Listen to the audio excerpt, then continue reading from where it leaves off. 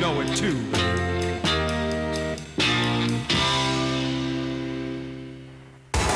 This is 1480 KRAE Cheyenne.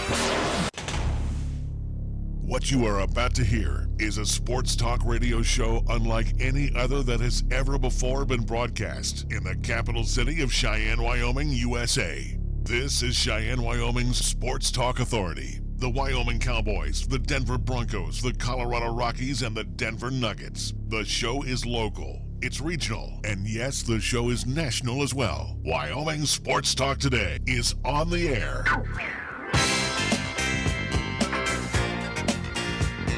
If they're talking sports on the radio in Cheyenne, this is the place it happens. This is Wyoming Sports Talk Today. And good afternoon, Larry Peroletti, along with Nick Peroletti. It is time for Wyoming Sports Talk Today, being brought to you by Taco John's, where we celebrate Cinco de Mayo. 5 for 5 all the way now through Cinco de Mayo on Sunday over at Taco John's. Check out 5 soft shells for 5 bones today. Taco John's of Cheyenne. Jolly Rogers RV Sales and Service on Highway 30, your exclusive home for Jayco RVs, fifth wheels, travel trailers. Again, you'll always find sensational deals, especially on the previous model year, this year's model, and you're also going to find some fantastic financing rates right now at Jolly Rogers RV Sales and Service.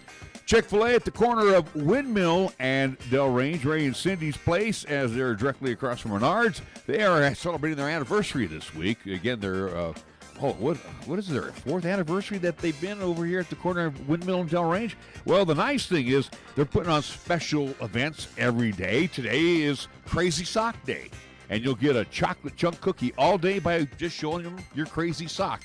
That's at Chick-fil-A, corner of Windmill and Del Range, serving up 3 squares 6 days a week.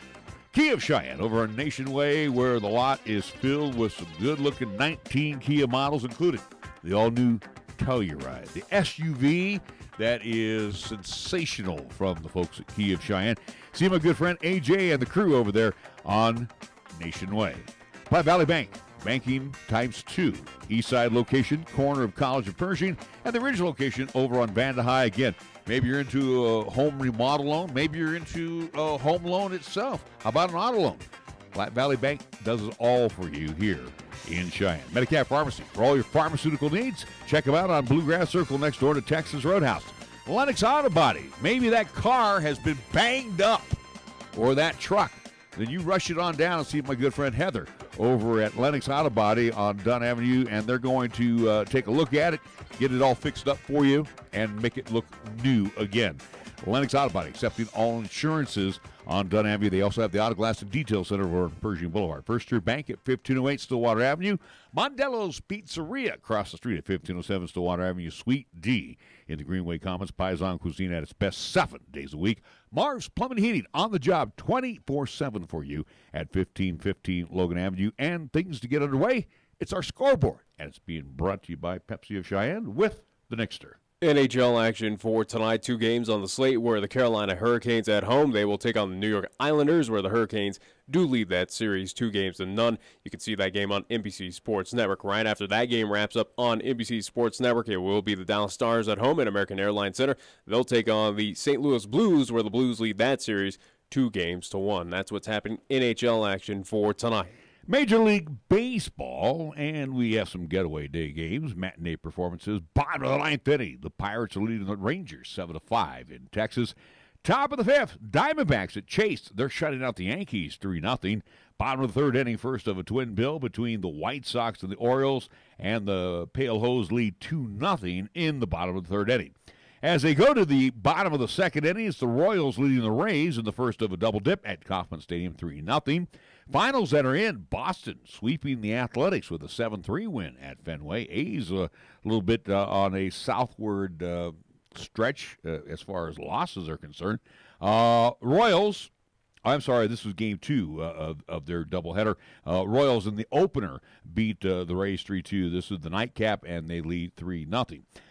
Games that'll get underway while we're on the air. Cubs at the Mariners at T-Mobile Park.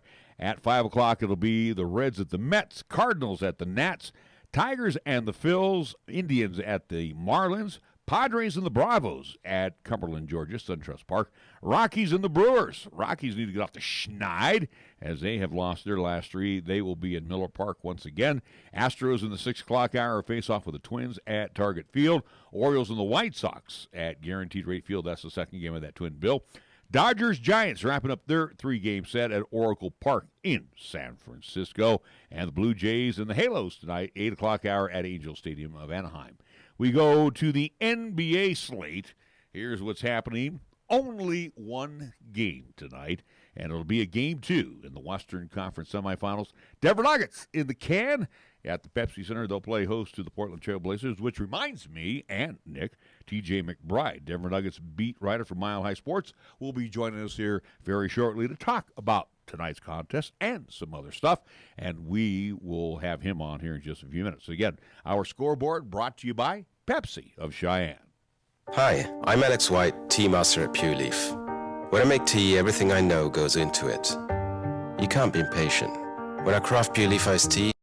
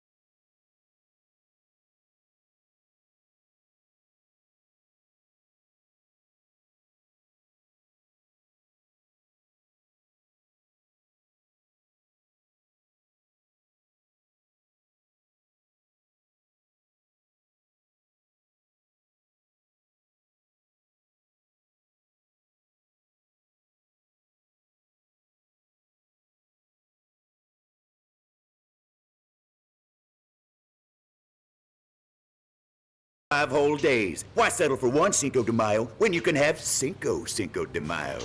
Celebrate 5 days of Cinco de Mayo at Taco John's with 5 beef soft-shell tacos for just $5. Get 5 beef soft-shell tacos for just $5 for 5 days from May 1st through the 5th. Ole the day at Taco John's. Here's the latest weather forecast on 1480 KRAE. For tonight, it'll be mostly cloudy with highs around 42 and winds out of the west at 10 to 20 miles per hour. And for tonight, it'll be partly cloudy with lows around 26. On Thursday, it'll be mostly sunny with highs around 54. And on Thursday night, it'll be partly cloudy with lows around 31.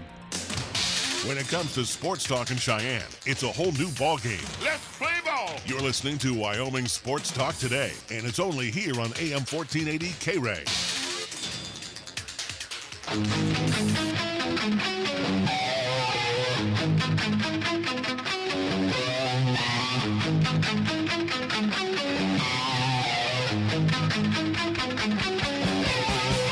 Welcome back to Wyoming Sports Talk Today. Larry Proetti along with Nick Proetti. We're going to go to the phone, and we are going to talk with our first guest. He is the Denver Nuggets beat writer for Mile High Sports, TJ McBride. TJ, good afternoon. How you doing?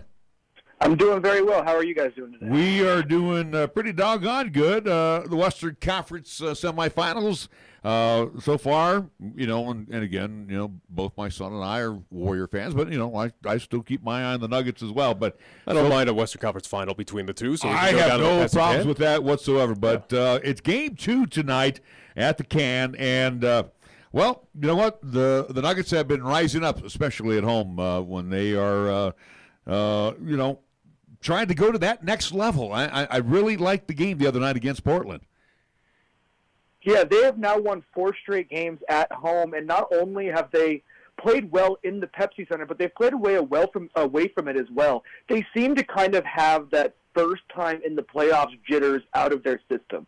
This looks like the Nuggets team that won 54 games. It looks like that completely unstoppable offense once the ball really gets moving, and now you're seeing the defensive upside that they showed as well going back to the to the San Antonio series.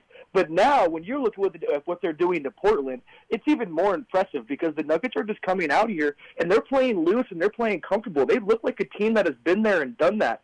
Getting through that 7-game rigorous series against the Spurs was probably the best thing that could have happened to this Nuggets team because they had to learn really what they had deep down. They had to play the best version of just, beat it up, old school, gritty basketball, and because they got through it, their confidence is through the roof right now, and that's what you're seeing really play out in the first game and hopefully the second game of the series. On the other side of the bracket there with the Warriors and Houston, I throw out the likes of Harden and Chris Paul, and you go right down the list with Durant and Klay Thompson and Steph Curry, and you even throw in there Draymond Green. A bevy of superstars in that series right here. But what we have in this series, and Nick pointed this out yesterday on the show, we got the young guns. We got the next set of superstars. And again, the only established superstar with Portland is Lillard. And also too for the Nuggets is he's the up and coming big superstar, and that's Jokic. I mean, we're seeing 2 of the next premier superstars in the NBA. I can't argue with that. I would actually take it a step further and say that Jokic is no longer an up-and-coming superstar. This is a superstar. He was a top 7 player throughout arguably the entire regular season, and now he's elevated his game. He is the first player since Oscar Robinson 56 years ago to average 23 points, 12 rebounds, and 9 assists in a series. He's only the 4th player ever to put up 43 points, 12 rebounds, and 9 assists in a game. And then last game when he put up his 36, 9 and 6 with 3 blocks and 2 steals. That was only the second time he's ever done that to Dr. J and to LeBron James. I mean, you are not seeing these kinds of numbers in NBA history at this point. I think we are at the point where Nikola Jokic is a bona fide superstar, a locked-in top 10 player. And when you look at this series, it's hard to say that Damian Lillard is a better player than he is, despite him being a much more surefire lock for the national media. I think Nikola Jokic has transcended that now. I think he is in that category of a top 10 player and a legitimate NBA superstar. Let's keep on the theme with Jokic, something that we discussed yesterday, especially where here we are on the postseason. Granted, it's about regular season stats, but the NBA MVP, now Jokic is not going to win this award, or at least in my opinion, I don't think he will, but is it something that what he's been doing recently for the Nuggets, go back to last season and this season, just kind of elevating this team, get them at least to where they are now this season, is it fair that Jokic should get some respect or at least have his name tossed around in that NBA MVP talks for this season? It'd be a travesty if he wasn't in the top 5, and in my opinion, he should be getting some very real third-place consideration alongside Damian Lillard. Paul George occupied that 3rd spot pretty much the entire year until his shoulder went out. But what Damian Lillard did without Yusef Nurkic, without C.J. McCollum to get the Portland Trailblazers team that a lot of people actually took to not even make the playoffs this year, and to carry them to a 3 seed and have them playing like this on his back, it's hard to argue that he doesn't have a better case than Nikola, but Nikola took arguably the most injured team in the entire National Basketball Association, the second youngest roster in the league, and carried them to 54 wins in the 2nd seed in the West. So I think we're at the point now where you have to make him top 5. I think that's unarguable, but I think there's a real argument that he should be the 3rd place vote getter in the MVP award. I always think of the Denver Nuggets this season, especially in the can and the great record they had. And I'm reminded, and sorry if I age myself here, TJ, of the old Doug Moe Denver Nuggets where, they used to take advantage of the elevation. And again, here comes Portland. And then they've been in the can, so they know what to expect. But do the Denver Nuggets still try to use that elevation to their advantage? Yes, they do, and I think the difference now is that those Doug Moe teams, and you can even say this about the George Karl teams, is that they were fast, but they were only opportunistic defensively, and they didn't have a whole lot of a half-court offense.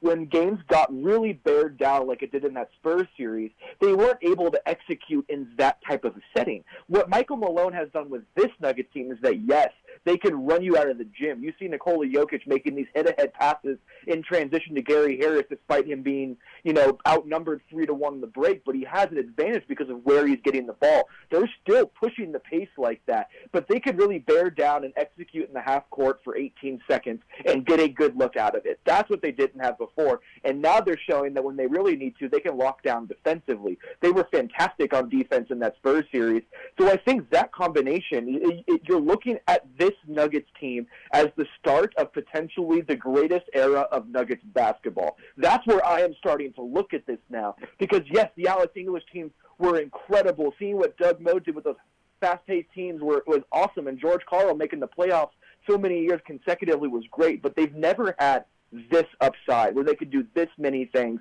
and they are this versatile. So yes, I do agree with you, but I think they're going even past that. Game 2 coming up tonight, where Denver Nuggets at home once again at the Pepsi Center as they'll take on the Portland Trail Blazers. Again, got a 121-113 victory on Monday down there in the Pepsi Center. For you, TJ, in your opinion of this series, I mean, is it safe to, as we're talking about where this Nuggets team is kind of elevating themselves right now in the playoffs, getting to that, basically back to where they were that number 2 seed entering the playoffs, is it safe to just assume and just say, hey, Nuggets, you're already moving on to the Western Conference Finals, and Portland doesn't really have a shot to come back in this playoff series? I'm not willing to say that because Damian Lillard can go nuclear and just absolutely end series single-handedly. So I'm never, ever going to count out Damian Lillard. With that being said, though, Nikola Jokic is their unsolvable problem that they have right now. You can't double him because there's too many hot shooters on the Nuggets. You can't defend him straight up because he can kill everybody in front of them. If you switch onto him, he's going to have the ability to punish smaller players in the post. There's not an answer to handling Nikola Jokic on this Blazers team, and that gives the Denver Nuggets a huge advantage. Again, Damian Lillard has Herculean efforts that have carried his team past, big-time players in playoff series before. We already watched him put up a 50-point game and hit a 37-footer over the outstretched arm of Paul George to win that game. So it's hard for me to ever count him out. But with that being said, the Nuggets have a very real and large advantage in this series that is going to be extremely difficult for Portland to overcome. The one thing, too, also, and I know we had this discussion before, but I got to throw the old guy in there. He's kind of an X factor as well. You get him open along the baseline, and don't park him so much outside the 3. But Millsap, if Paul can do what he did the other night and just stay consistent for the remainder of the series, we'll see the Nuggets moving on to the next round.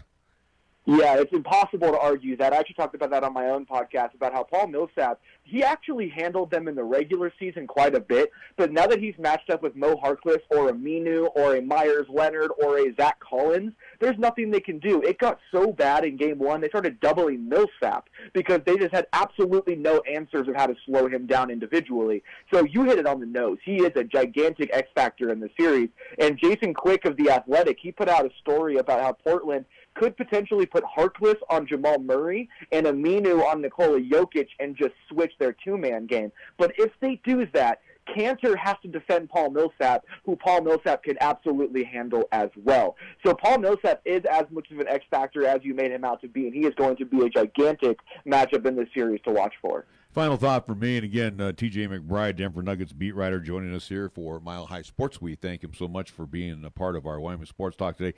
TJ, final thought for me as we look forward to this game tonight, Game 2. We already know the Warriors are up 2-0, and that's going to be that's just going to be a bloodbath between those two teams, especially when they go to the Toyota Center. We know Boston has even the series. Or Milwaukee even the series with Boston, and we know Philly and Toronto are even. The importance of tonight's game at the Can, obviously The Nuggets now need 3, and they got 6 to do it in. But the importance of this home game tonight. If they win this game tonight, it is going to be incredibly difficult for Portland to win this series flat out. Denver having an opportunity to steal one game in Portland where they've won 3 straight games, if I'm correct, that's pretty much dooming for them at that point. So Denver winning tonight, which I actually don't expect them to do. I do expect a huge, huge game from Damian Lillard to kind of save them from the jaws of defeat, because if they lose this game and they go back to Portland and Denver gets one, this series is over and done. So that Portland needs to win tonight, and I do think that they're going to make a run at this game, and Damian Lillard is going to go absolutely off.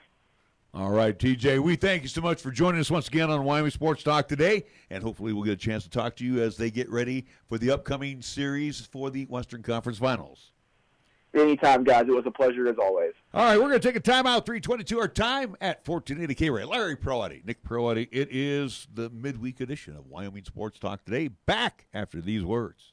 For almost 60 years, 1480 KRAE has been Cheyenne's home for good times and great oldies. Add to that live play-by-play sports featuring high school football and basketball, along with LCCC men's and women's basketball. Now combo that with KYOY-FM, and you have Cheyenne and the area's only locally owned AM and FM radio stations. But we don't stop there. We also have 2 FM translators which serve the area with programming from both KRAE and KYOY. And that equals a lot of bang for your advertising dollar. Radio yesterday and now today, along with our websites, web streams, and digital ventures, makes us your one-stop shop. For more information, please call Larry Proetti at 307-637-0301. This is the time of year you will see motorcycles riding around town and on the highways. All motorists are reminded to safely share the road with motorcycles and bicyclists, and to be on the alert to keep these riders from harm. These could be your neighbors, your friend, or someone's mother or father. Motorcycles and bikes are cautioned to make themselves visible to other motorists. When you come to a stop, always look left and right before proceeding. This will help prevent an avoidable accident and will keep everyone safe. To all drivers on Wyoming roads, be mindful and vigilant. Paid for by Federal Highway Safety Funds. Chick-fil-A is a proud supporter of our high school athletes at East, Central, and South. May the school year bring success to all of you. Before you start your day, stop by Chick-fil-A for a hearty, delicious, and satisfying breakfast. Only at Windmill and Del Range. Breakfast is served Monday through Saturday from 6 in the morning till 10:30 a.m.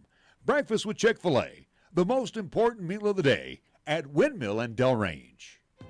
Join in for a festive evening of fun, food, and a live auction in Cheyenne on Monday, May 6th at the historic Little Bear Inn, which is sponsoring the Love Never Forgets Gala to benefit the Wyoming chapter of the Alzheimer's Association. The event is being held to support the services provided on behalf of the nearly 30,000 Wyomingites affected by this relentless form of dementia. For more information, call the Alzheimer's chapter at 316-2892. That's 316-2892. Or visit First Tier Bank at 1508 Stillwater Avenue for your tickets. Remember, at First Tier Bank, you'll find the best rate on a 27-month CD with a 3.10% annual percentage yield. Are you looking for a pharmacist who will actually take the time to talk to you? Then come to Medicap Pharmacy. We're dedicated to healthcare only, which means we'll fill your prescription quickly, and then we'll make time to listen, answer your questions, explain your prescriptions, and tell you about possible drug interactions. Medicap Pharmacy will always make time for you.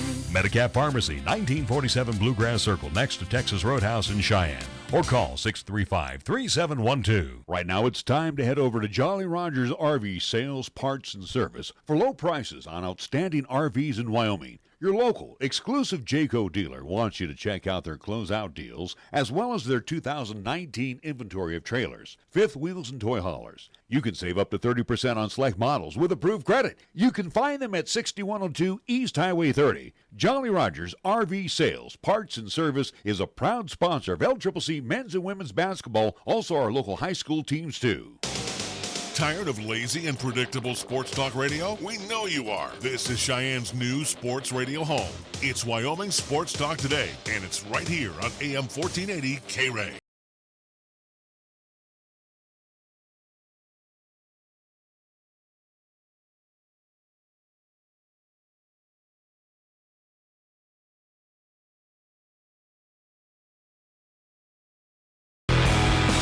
We're back on Wyoming Sports Talk today. Game 2 last night. And Nick was absolutely correct. I sit here with the egg on my face.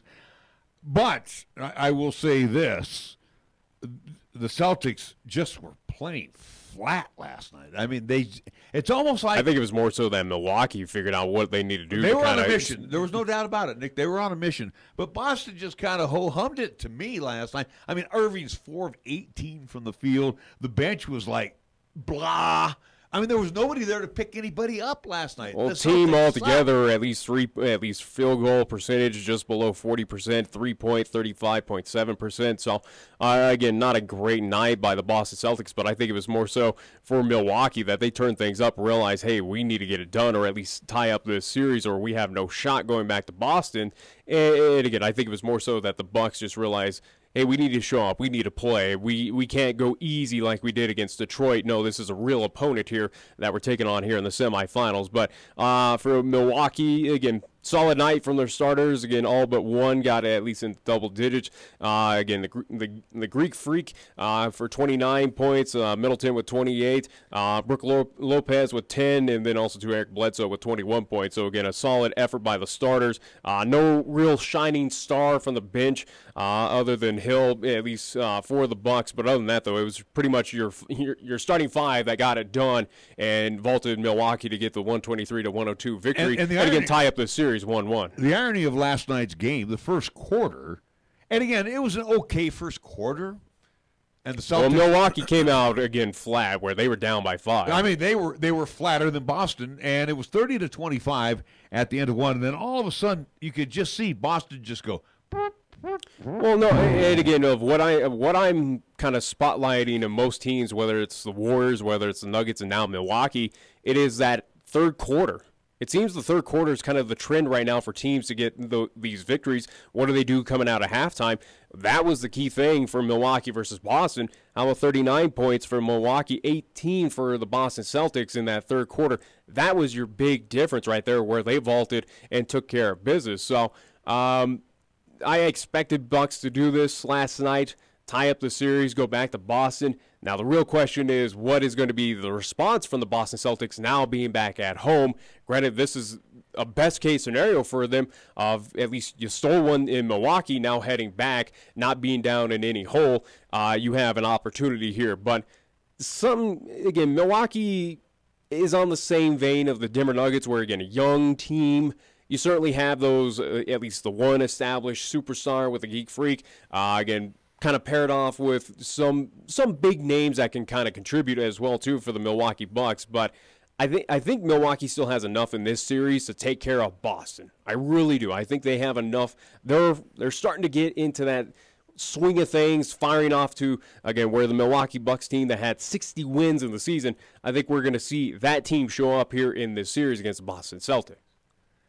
Well, as it moves back to the Garden, and again, and I said this last year, and I'll say it again, there's something magical about donning the white uniform with the green. And there really hasn't been anything magical for Boston in quite some time. Again, Boston had a shot last year against Cleveland, and at least representing the East in the NBA Finals, they did it. Boston's the luck of the Irish is not really there for the Celtics team, at least right now. Well, we would hope the ghosts from the past will wake up and light a fire. I really don't. I'm all in on this Milwaukee team. I like to see some fresh blood. To be honest, I don't even care who comes out of the East. I really don't care. We know it's going to be new blood this year. Well, we know, yeah, absolutely. Whether it is Boston, whether it is Milwaukee, whether it is Philadelphia or Toronto, you're going to see someone new compared to at least what has been Cleveland dominated. But right now, again, I believe on the young team, the young Bucks, so to speak, out of Milwaukee, where I think they can still get it done in this series. You know, they needed to do what needed to be done last night in Game 2, tie it up, and have some momentum heading to Boston. And that's all they needed. And I think they'll continue on. And Game 3, we'll see what happens. But I say Milwaukee gets that game as well and kind of continues the trend where they should take care of that series probably in 6 games. I give Boston 1 at home, but Milwaukee should take care of it in 6. I don't know. I know. I see it a 7-game series. Whatever. You don't know anything. Anyways, so going.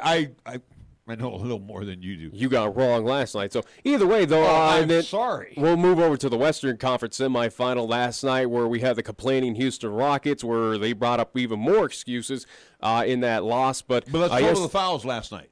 23 personal fouls for the Warriors, 21 for the Rockets last night. Yeah. For the Rockets, fouling out was Capella. Yeah. And for the Warriors, you had both Durant and Curry with 5. Yeah, last Curry night. picked up some interesting kind of questionable calls there. But yes, got close to it. But, I mean, 2 less for the Houston Rockets, 2 less calls.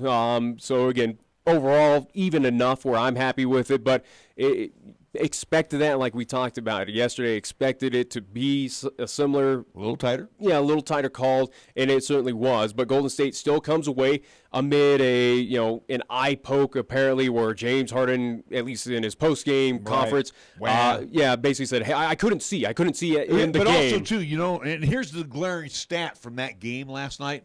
Where also, too, Steph Curry had a dislocated finger and still played as well. And I know, but the Rockets had 17 turnovers last night. Mm-hmm. Harden coughed up the ball 6 times. Is that something where he's going to blame it on his eyesight? It certainly seemed like he did last night after the game, where basically telling reporters, hey, I couldn't see, so I wasn't playing my best. Well, either way, again, excuses. You guys still lost to the Golden State Warriors, and now Houston is down 2-0. And Houston at this point is pretty much done. They're not moving past. I agree. I think the Warriors are going to steal one in the Toyota Center, as they often They could do. easily sweep this series right now. There's nothing showing that Houston could even pick up a win. But yeah, you're starting to see now the Rockets. Houston kind of lit a fire under a sleeping giant that was the Warriors, where we talked about in that first round, where they struggled a bit against the Clippers, where the key phrase, and we go back to what Joe Morgan talked with us about a few weeks ago of, this team is bored, or at least seems like they're bored.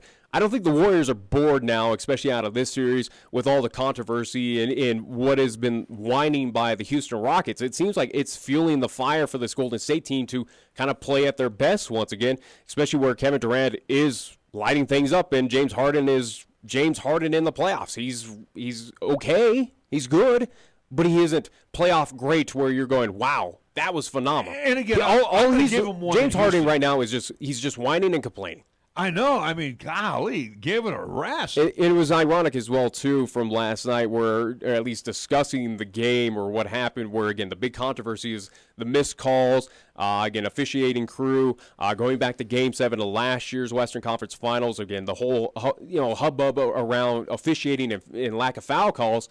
It was interesting to hear James Harden kind of poo-poo that or go, it really wasn't. It was never about the fouls or anything. Like, he kind of backpedaled on it. But it was just interesting how they're taking almost a 180 turn of, we don't care anymore. Here it is.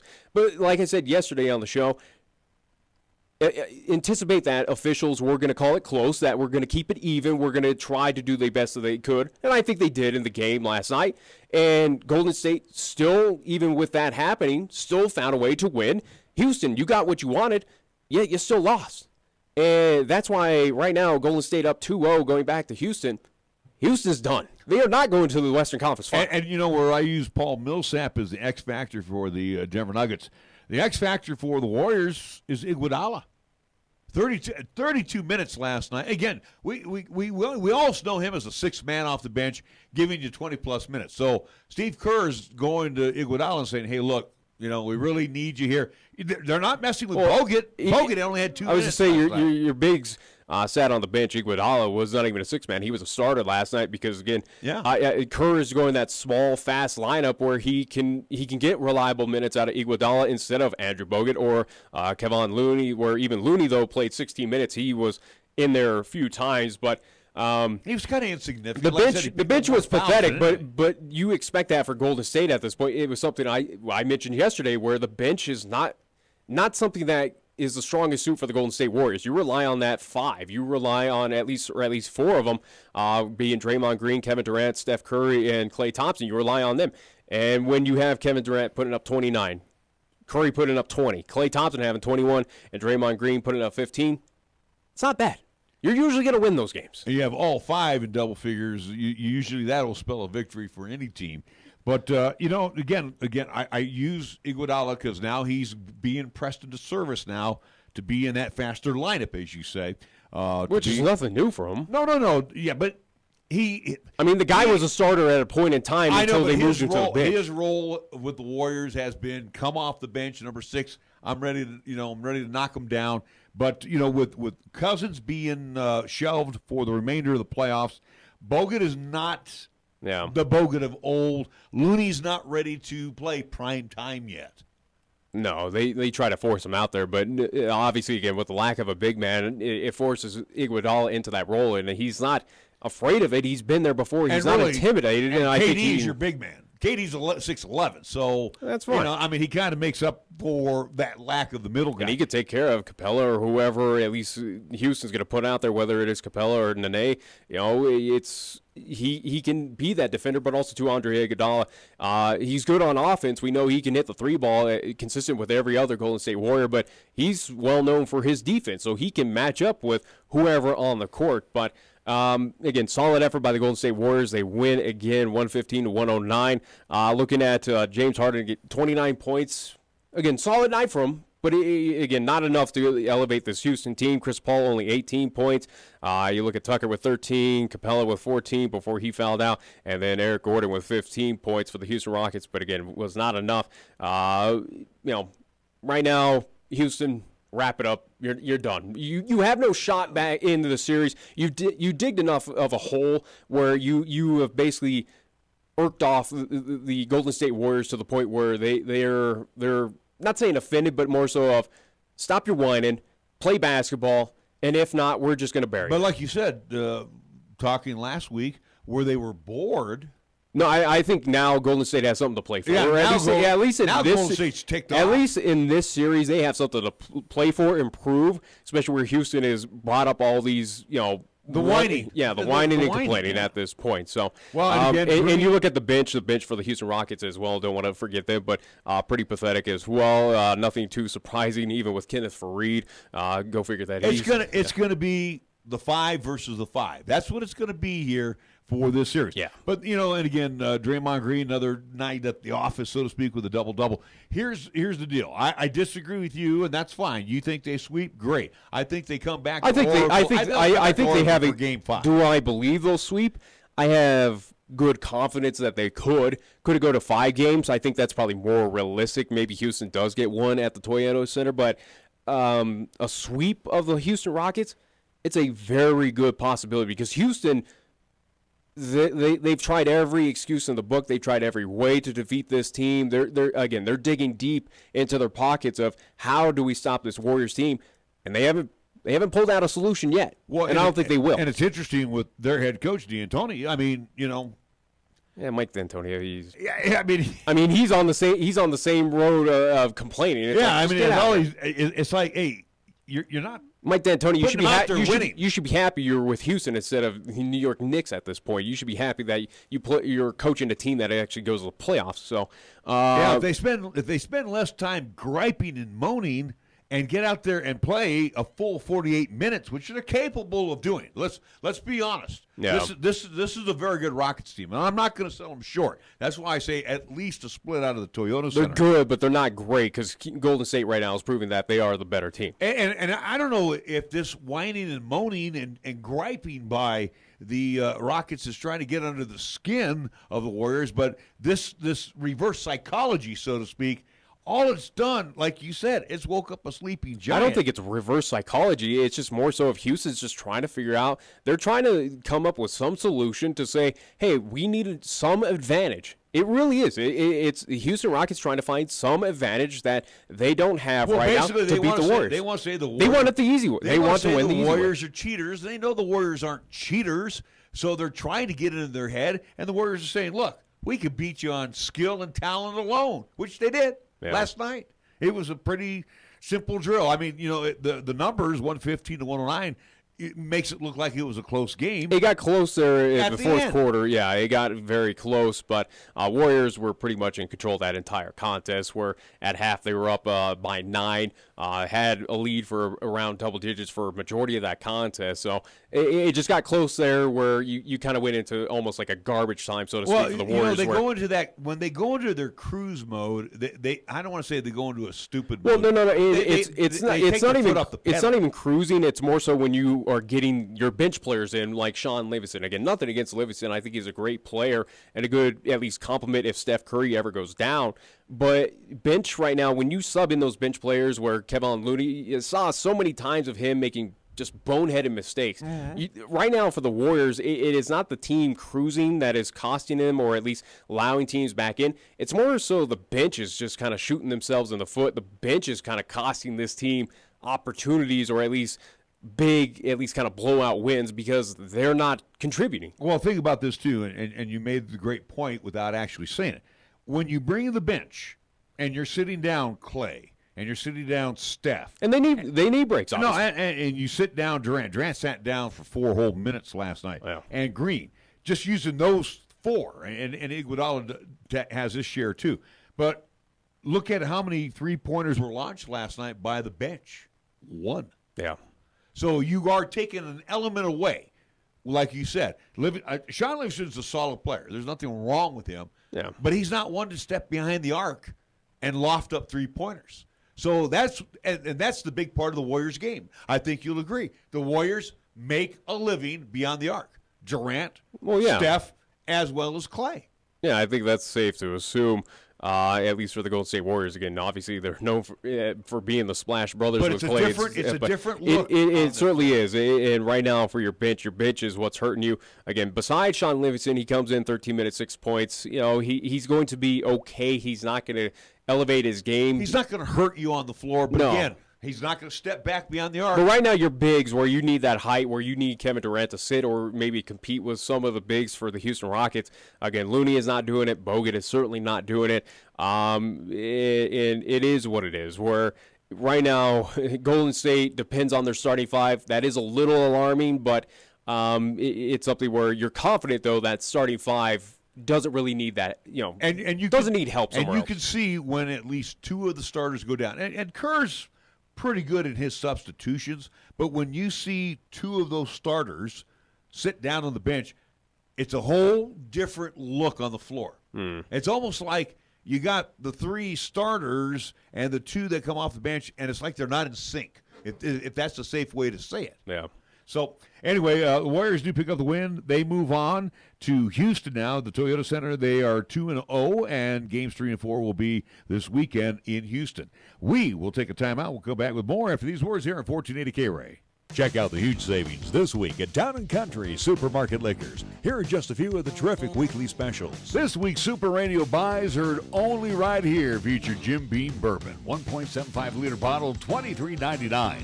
Bush or Bush Light, 30-pack, 12-ounce cans, $19.99. And Captain Morgan Spiced Rum, 1.75-liter bottle, $19.99. Town & Country Supermarket Liquors on the South Greeley Highway, Cheyenne's low-price leader. When you say Mondello Pizzeria, think authentic Italian. When you say Mondello Pizzeria, think made fresh from scratch. When you say Mondello Pizzeria, think great pizza, delicious Philly cheesesteak, superb hot and cold Italian sandwiches, meatballs, sausage, and special subs, calzones, crisp salads, and great service. When you say Mondello's Pizzeria, think unmatched Italian taste. Mondello's Pizzeria, 1507 Stillwater Avenue, your only true Italian stop for lunch or dinner. Are you tired of paying ATM fees? Hi, this is Rick Flood, president of Platte Valley Bank in Cheyenne. Use your Platte Valley Bank ATM or Visa debit card at any ATM anywhere. We won't charge you a fee on our end, and we'll reimburse any fee you incur at any other ATM. That's right, no ATM fees at Platte Valley Bank. How about that? Platte Valley Bank, 3310 North College Drive and 421 Vandehigh Avenue, or pvbank.com. Member FDIC, Equal Housing Lender.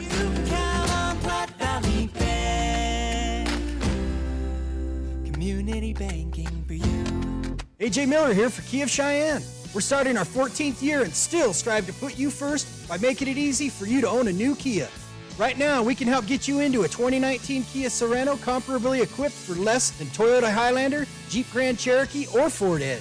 The 2019 Kia Sorento comes standard with power heated exterior mirrors, rear camera display, remote keyless entry, and more. Come into Kia of Cheyenne, call 775-0123 or go to kiaofcheyenne.com. We'll make it easy. Taco John's presents Olay the Day Pep Talks. In order to improve yourself, it's important you never settle for less. Just like Cinco de Mayo at Taco John's. You can get 5 soft-shell tacos for just $5 for 5 whole days. Why settle for one Cinco de Mayo when you can have Cinco de Mayo? Celebrate 5 days of Cinco de Mayo at Taco John's with 5 beef soft-shell tacos for just $5. Get 5 beef soft-shell tacos for just $5 for 5 days from May 1st through the 5th.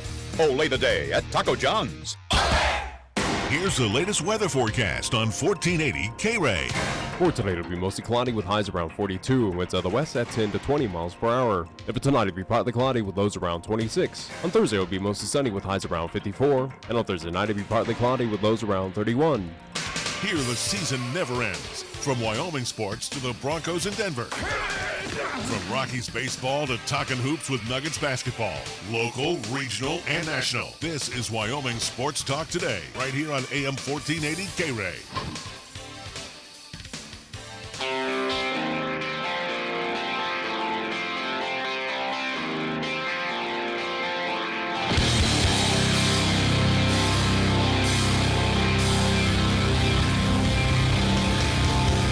You know, I know that baseball has a lot of games left, and yeah, the Rockies have been struggling, and of course our Giants have been just, dog meat. Why are we talking baseball No, right now? wait a minute. And the Athletics are right now going through a little slide, but this is a great time of year because, as we're talking with hoops, playoffs, and you got hockey playoffs, and again, we'll definitely see some new blood in the Stanley Cup, I would think.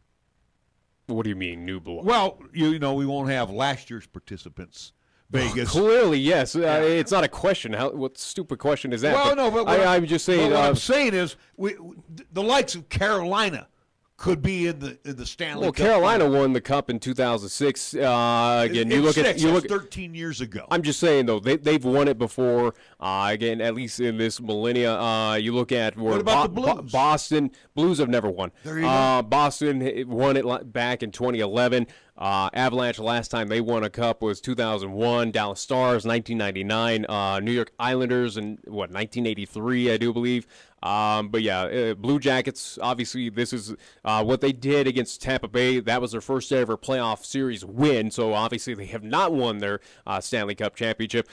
Same with also, too, with the St. Louis Blues. And then on top of that, the San Jose Sharks. They've been to the finals, but they have never won a Stanley Cup final. So, like I said, we could have somebody brand new hoisting the cup this year. This is what's exciting about the National Hockey League. There's a good possibility, but we'll see how things shape up, especially where Carolina, they're up 2-0 in their series. There's nothing. And where are they at tonight? They're at home, and I think they'll go up 3-0. There's no doubt about it. But looking back from last night's games, Columbus Blue Jackets are up 2-1 in that series over the Boston Bruins. Go figure. Had confidence that Columbus would do something special, and they continue on. They get the 2-1 victory. So the Blue Jackets continuing their magic against the Boston Bruins, where you give all the respect to Columbus of what they're doing right now. Boston, I didn't think they were going to be too hard of an outfit for at least Columbus to get by, and they're showing it right now, where Columbus at least will have one more game at home, Game 4 there in Columbus. So I anticipate that they should go up 3-1 in that series. But the main focal point is what happened at least last night in Pepsi Center. Colorado Avalanche at home. Series was tied 1-1 after the 4-3 victory by the Colorado Avalanche in San Jose, coming back, having some momentum.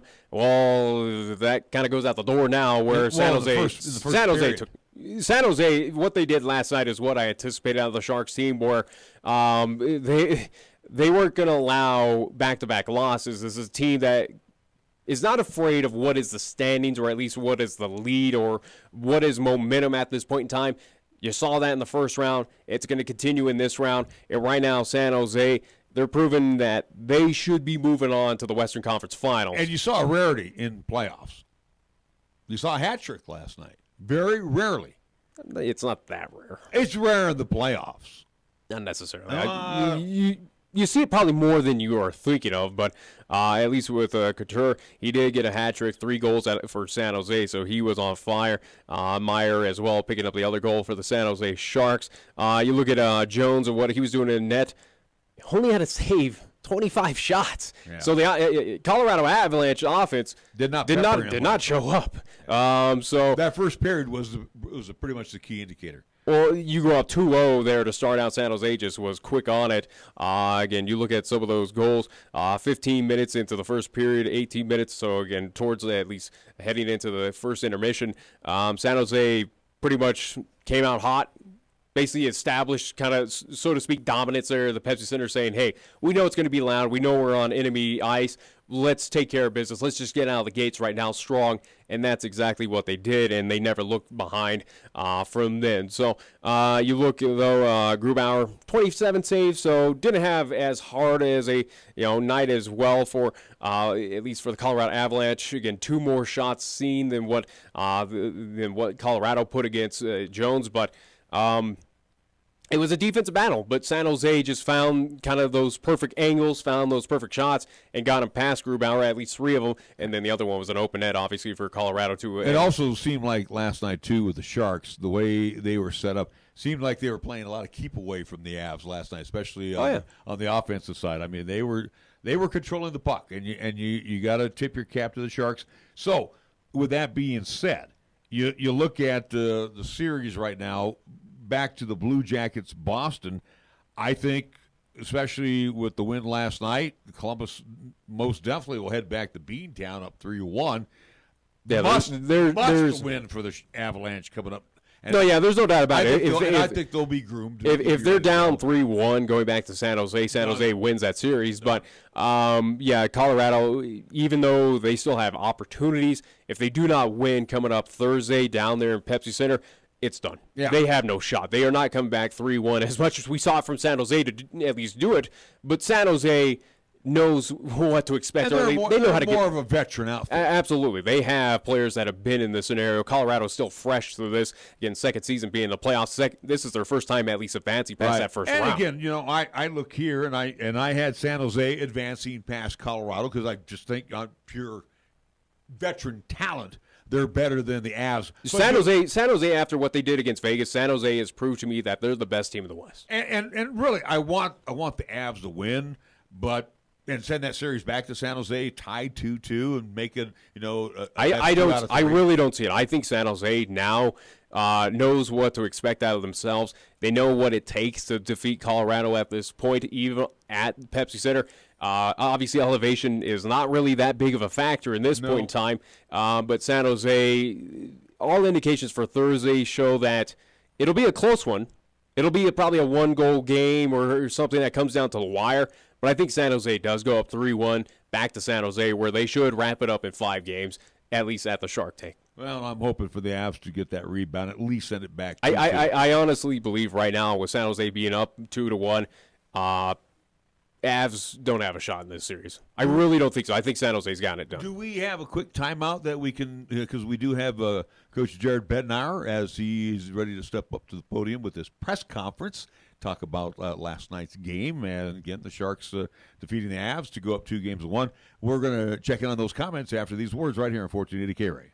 1480 KRAE is your home for live play-by-play coverage of high school basketball and football. Hi, this is Nick Brody inviting you to hear all the play-by-play calls of East, Central, and South football and basketball. You'll hear the conference action along with the postseason, and during the basketball season, 1480 KRAE features both boys and girls games. Catch all the exciting calls on AM 1480 KRAE, also streaming the games worldwide on the web at 1480KRAE.com. This is the time of year you will see motorcycles riding around town and on the highways. All motorists are reminded to safely share the road with motorcycles and bicyclists and to be on the alert to keep these riders from harm. These could be your neighbors, your friend, or someone's mother or father. Motorcycles and bikes are cautioned to make themselves visible to other motorists. When you come to a stop, always look left and right before proceeding. This will help prevent an avoidable accident and will keep everyone safe. To all drivers on Wyoming roads, be mindful and vigilant. Paid for by Federal Highway Safety Funds. Chick-fil-A is a proud supporter of our high school athletes at East, Central, and South.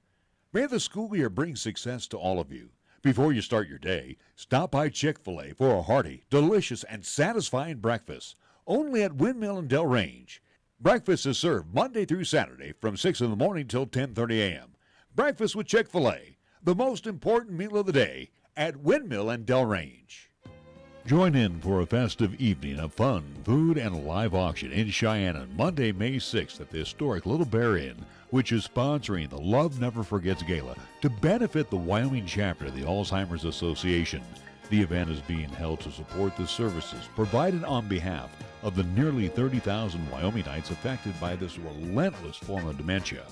For more information, call the Alzheimer's chapter at 316-2892. That's 316-2892. Or visit First Tier Bank at 1508 Stillwater Avenue for your tickets. Remember, at First Tier Bank, you'll find the best rate on a 27-month CD with a 3.10% annual percentage yield. Here the season never ends. From Wyoming sports to the Broncos in Denver. From Rockies baseball to talking hoops with Nuggets basketball. Local, regional, and national. This is Wyoming Sports Talk Today, right here on AM 1480 KRAE.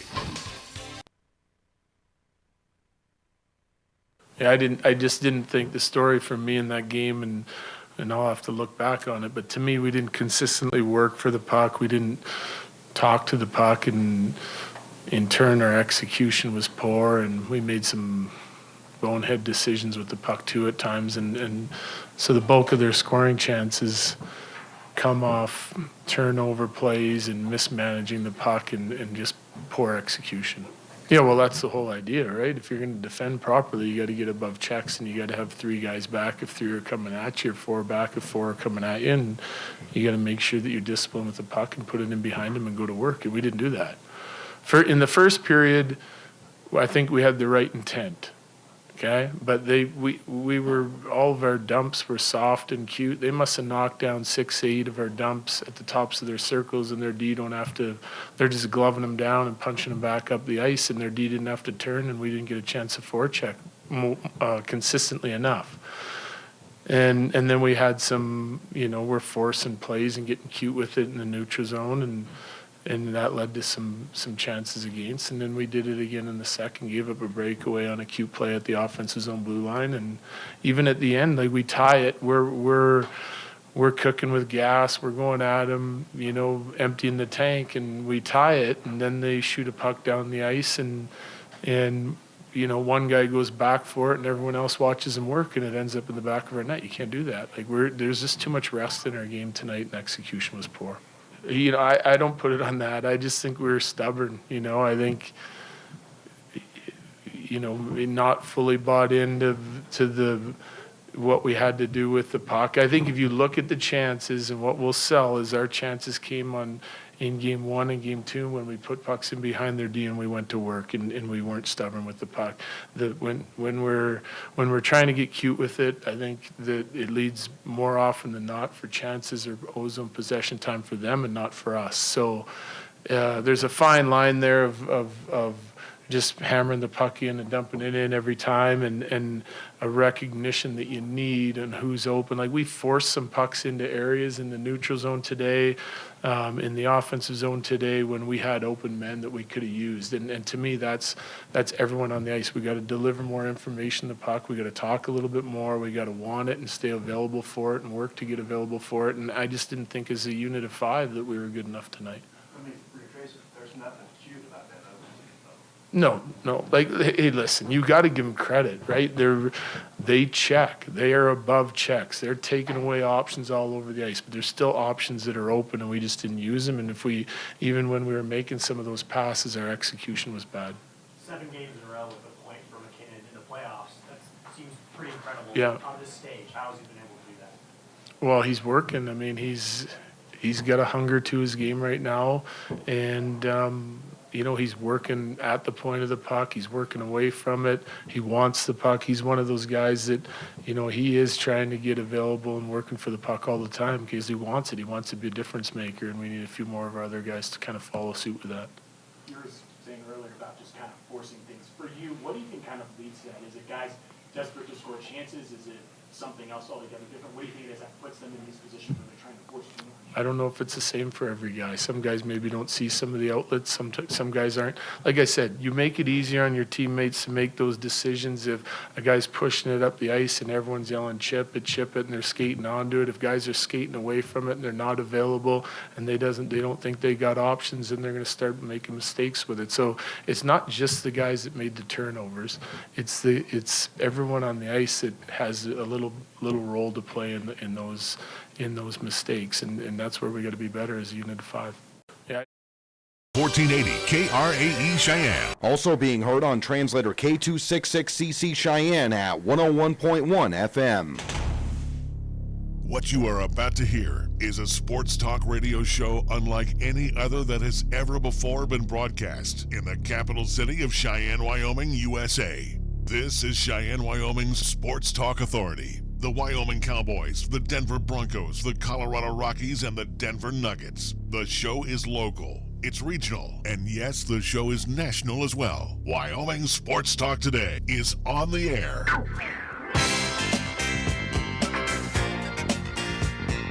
If they're talking sports on the radio in Cheyenne, this is the place it happens. This is Wyoming Sports Talk Today. And welcome to hour number 2 of Wyoming Sports Talk Today. Again, we have some great folks we would like to say thank you to. Mars Plumbing Heating at 1515 Logan Avenue. We also want to say thank you to Mondello's Pizzeria, our good friend Joe Mondello, serving up delicious Paisan cuisine 7 days a week. Always fresh, always delicious. Pizza, stromboli, sandwiches, always on fresh baked bread. Even their calzones are out of sight as well, too. Mondello's Pizzeria, 1507 Stillwater Avenue, Suite D in the Greenway Commons. Over across the street at 1508 Stillwater Avenue, it's First Year Bank. They're open Monday through Friday. Lennox Auto Body, ×2. The Main Repair Center over on Dunn Avenue and the Auto Glass and Detail Center on Pershing Boulevard. Medicat Pharmacy for all your pharmaceutical needs. Remember your doctor's prescription. Let Gina's great staff fill those said prescriptions and explain those medications to you. They have a convenient drive-through, or you can come inside. They're open Monday through Saturday. Medicap Pharmacy on Bluegrass Circle next door to Texas Roadhouse. Platte Valley Bank, banking ×2. The old-fashioned way, customer service-wise. And again, always first and foremost is customer service at Platte Valley Bank. But again, you want to walk in and see the great staff? Go for it. Or you want to do it online, high-tech like Nick does? You can do that too. They offer all of the banking amenities and everything in between. Platte Valley Bank, Vanda High Avenue, and on the east side at the corner of College of Pershing. Key of Cheyenne over on Nation Way. We want to say thank you to Chick-fil-A at the corner of Windmill and Delrange, celebrating their 4th anniversary all this week. Today, Crazy Sock Day, where you get a free chocolate chunk cookie all day long. Tomorrow, if you are game, and we're going to throw it out there, it's Pajama Day. Yes, you want to wear your pajamas? You can get a 3-count chicken minis from 6 in the morning until 10:30 a.m. and from 5 until 8 p.m. Do you dare wear your pajamas tomorrow? And again, the key thing is it's free as well if you do that. Chick-fil-A. Corner Windmill and Delrange, directly across from Menards. Congratulations to my very good friends, Ray and Cindy Mefford, over at Chick-fil-A celebrating their 4th anniversary. Jolly Rogers RV, at that location, by the way. Jolly Rogers RV Sales and Service on Highway 30, your exclusive home for Jayco RVs, fifth wheels, and travel trailers.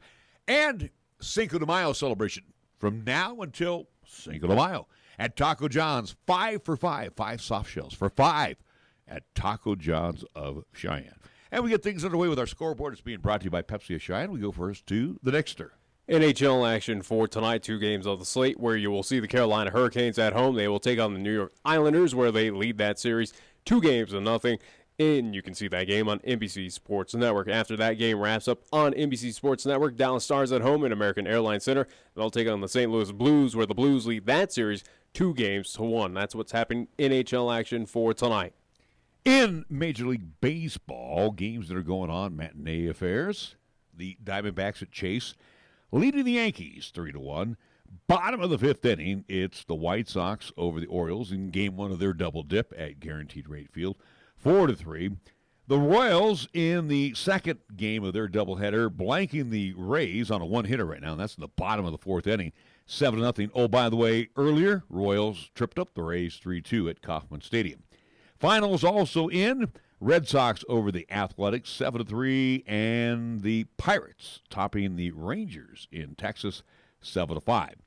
As we get ready to depart, it will be the Cubs and the Mariners at T-Mobile Park in Seattle. 5 o'clock games will have the Reds at the Mets. Cardinals will be taking on the Nationals. It will be the Motor City Kitties of Detroit going up against the Phillies in Philadelphia. Indians and the Marlins at Marlins Park. Padres and the Bravos in Georgia.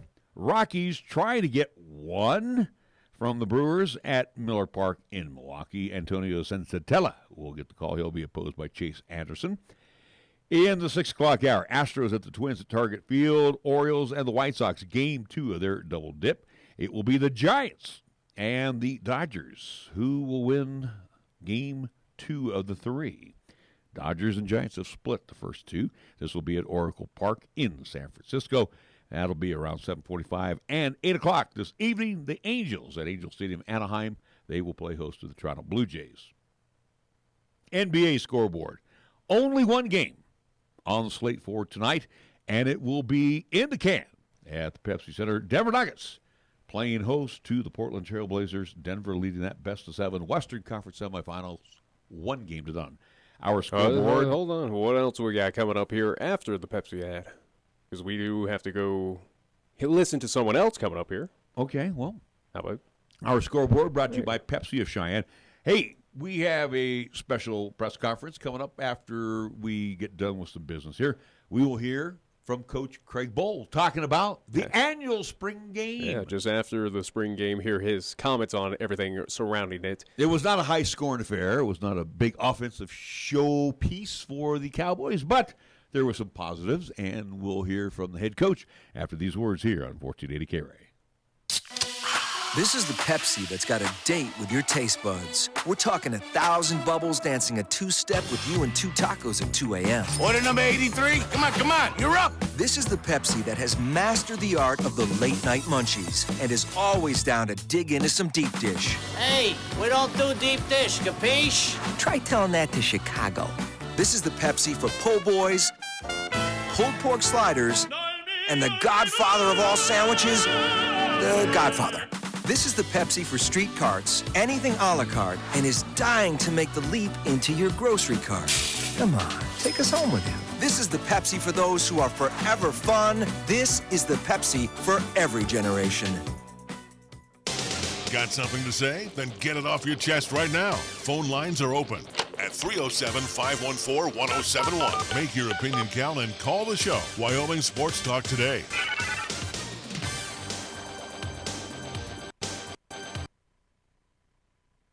I thought our defensive front did a pretty good job with some pressure. Overall, I thought quarterbacks did fairly well. I know we had a pick in there, but I thought they put the ball where they needed to. I thought Sean had a good day.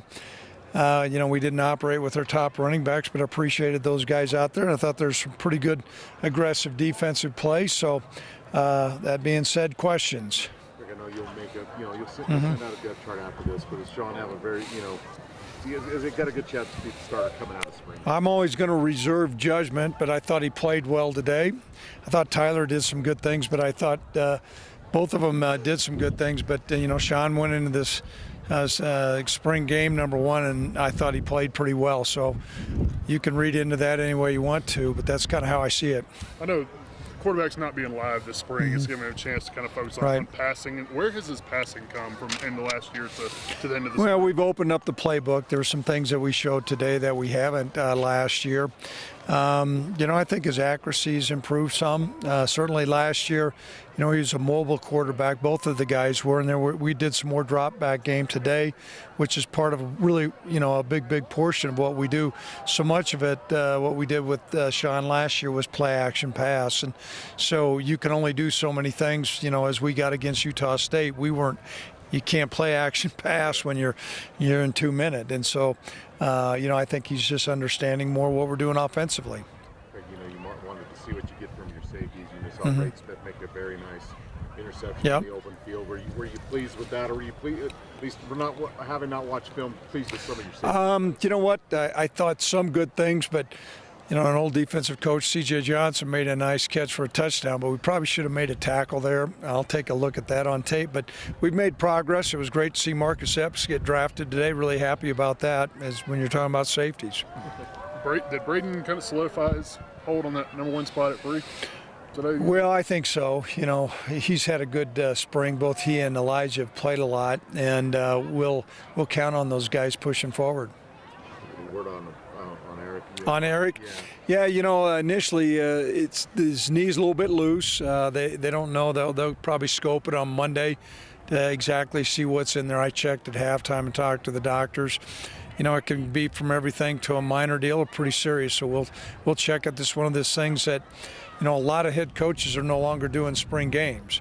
And some of it is just because of depth, and then you don't want to get guys hurt. However, we feel like it's important for the maturation of our football team and to continue to promote our program. And we want to say thanks for the fans that are out here today. With all the O-line injuries, obviously you don't like it. How concerned are you going into camp? Thinking you're going to get most of those guys back. Or just how concerned are you with all Well, you're always concerned, Robert, but I think we're going to get a lot of those guys back, and hopefully we'll have Big E back also. You mentioned CJ's touchdown, but you talked about wanting to see some playmaking ability more from these receivers. What'd you think? I thought there was some good things today. Rocket, when he touched the ball, made a couple people miss. I thought Aiden Eberhard did some good things once he caught the football. Tight ends, Jackson Marquette, we believe, has got a really bright future. And so those guys did some things. Wyatt Whelan did some good things as well. And like I said, I thought CJ made a nice play on the touchdown. I'll check to see if our secondary is out of place, but made a nice catch and changed the direction, scored a touchdown. Galovich punting. It seems like he's come a long way from a year ago. Well, you know what? He's working on his skill, and it's going to be important. We've got our main punter that's hurt right now, and so we've worked with Dante. So I thought Ryan did a capable job. Most of his punts today were in the 40-yard range and pretty good hang time. How else y'all come out health-wise today? Pardon me? How else did you come? Ben Wisdorf pulled a groin, so that's a soft tissue issue, and it could be everything from 2 weeks to no more than a month, and so I think we'll be okay there. Y'all had the helmet decal for Naftali and the moment of silence. I guess who came up with that? What did y'all decide to do? Oh, it was a collective deal. The equipment manager, had talked to me about it. He's pretty sensitive to that, but we've had an outpouring of support around the country. There's a poster that the University of Cal sent, and that's where Nap's from the Bay Area, and so. It's special. We're praying for the family and hope the resolution comes soon. Department of Defense selected High West Energy to provide electricity on F.E. Warren Air Force Base. For a decade, we have been proud to work hand in hand with the Air Force leadership to ensure we provide the base with the affordable, reliable power it needs to be an economic driver for the region and serve a vital national security interest for this country. High West Energy, the best choice, the local choice, the right choice for you. Capital Lumber is number one in Cheyenne. Are you listening? We're all the lumber store you'll ever need. For electrical, plumbing, paint, and tools, lumber and hardware, we're for you. And we're out to earn your business, yes indeed. Capital Lumber is number one today. Are you listening? Capital Lumber's at your service all the way. Capital Lumber Company, serving our area for over 53 years at 1222 Dunn Avenue in Cheyenne. Join in for a festive evening of fun, food, and a live auction in Cheyenne on Monday, May 6th at the historic Little Bear Inn, which is sponsoring the Love Never Forgets Gala to benefit the Wyoming chapter of the Alzheimer's Association. The event is being held to support the services provided on behalf of the nearly 30,000 Wyomingites affected by this relentless form of dementia. For more information, call the Alzheimer's chapter at 316-2892. That's 316-2892. Or visit First Tier Bank at 1508 Stillwater Avenue for your tickets. Remember, at First Tier Bank, you'll find the best rate on a 27-month CD with a 3.10% annual percentage yield. Taco John's presents Olay the Day Pep Talks. In order to improve yourself, it's important you never settle for less. Just like Cinco de Mayo at Taco John's. You can get 5 soft-shell tacos for just $5 for 5 whole days. Why settle for one Cinco de Mayo when you can have Cinco de Mayo?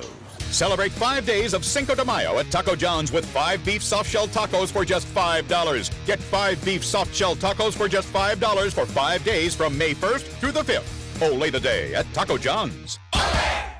Here's the latest weather forecast on 1480 KRAE. For tonight, it'll be mostly cloudy with highs around 42, winds out of the west at 10 to 20 miles per hour. And for tonight, it'll be partly cloudy with lows around 26. On Thursday, it'll be mostly sunny with highs around 54. And on Thursday night, it'll be partly cloudy with lows around 31. You bleed brown and gold? So do we. Wyoming Cowboys football and basketball is always front and center on the show. This is Wyoming Sports Talk Today, and it's here on AM 1480 KRAE.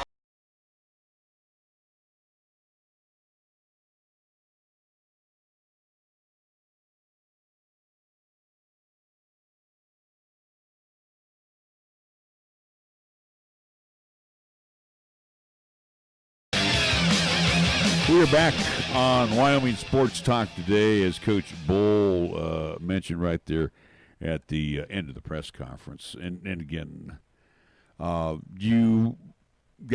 was officially announced yesterday that Pali Moimoy, the freshman from Hayward, California, again, this was a big kid. He's 6'4", 265, where he was missing and presumed dead.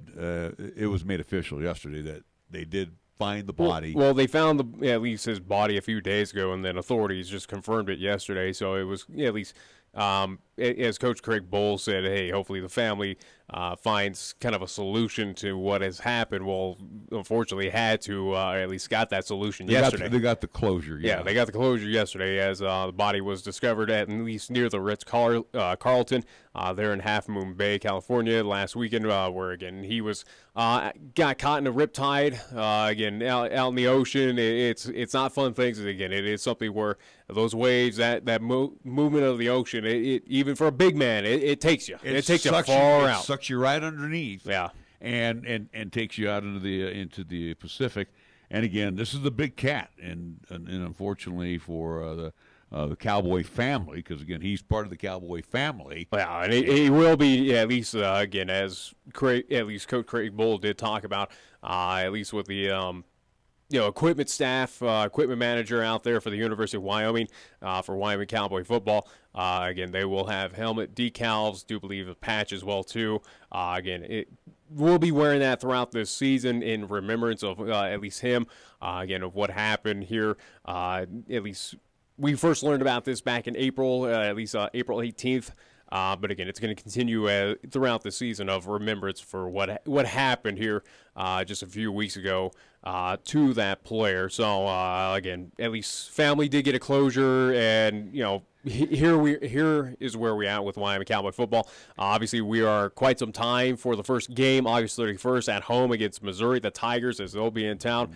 Again, spring game happened over this past weekend there at War Memorial. We did not attend. No. So we really don't have a lot to offer on the situation, except for reading the recaps. Also, listening to. But again, it's so far on. Obviously, we're 4 months away from even starting football, or at least for anything to kind of matter. Injuries at this point, nothing too major for the Cowboys. But again, they rested some kids, which Again, the spring game is getting to a point where you're looking more at the younger talent.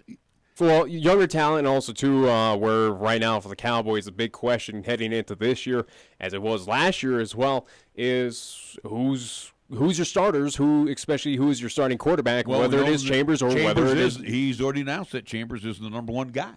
Heading into the fall or into the summer camp, he's the number one guy. We'll certainly see about that. Does things develop? Again, only time will tell. We don't know.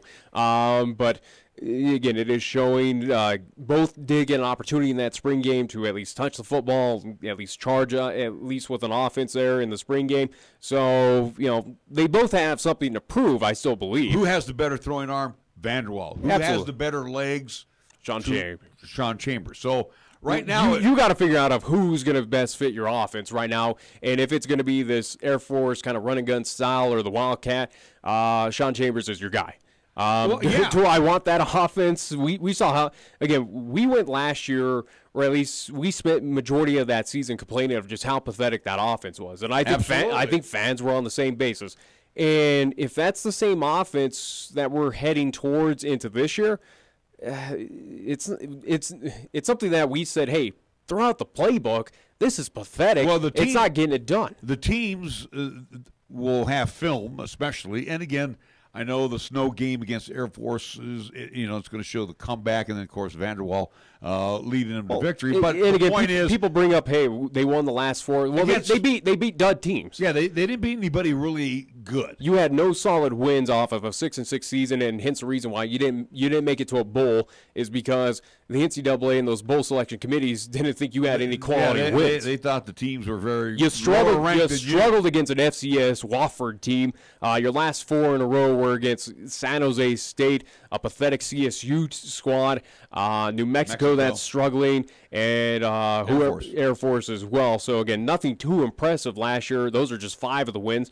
But you look at coming up, as schedules has already been posted. We already know dates. Yeah, not so much times or what's going to be at least broadcast live on TV. All TBAs. Yeah. But looking at the start of the gates for this Wyoming Cowboy, where again they lost a lot on the defense. This is an offense that's up and coming. This is kind of scary. Let's stop It's right a there. young defense where you have an up and coming offense where nothing is solidified. You already have one of your running backs who departed from the team as well.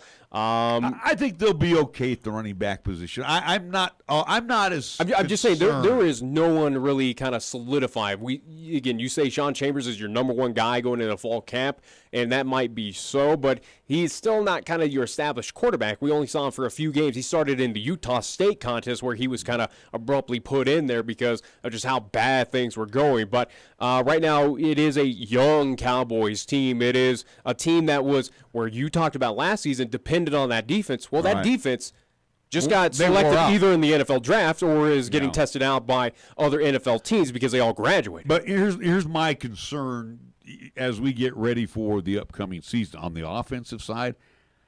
I think whether it's Chambers or Vanderwall, and whether we become an option type team. I hope not. Well, option is not getting it done against Missouri. Again, if you're going to try to be like the Seahawks, great, terrific. If you think Chambers is your next second coming of Russell Wilson, great, terrific.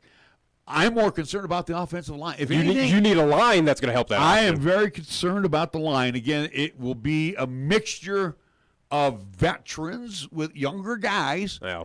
But last year, it never seemed to gel.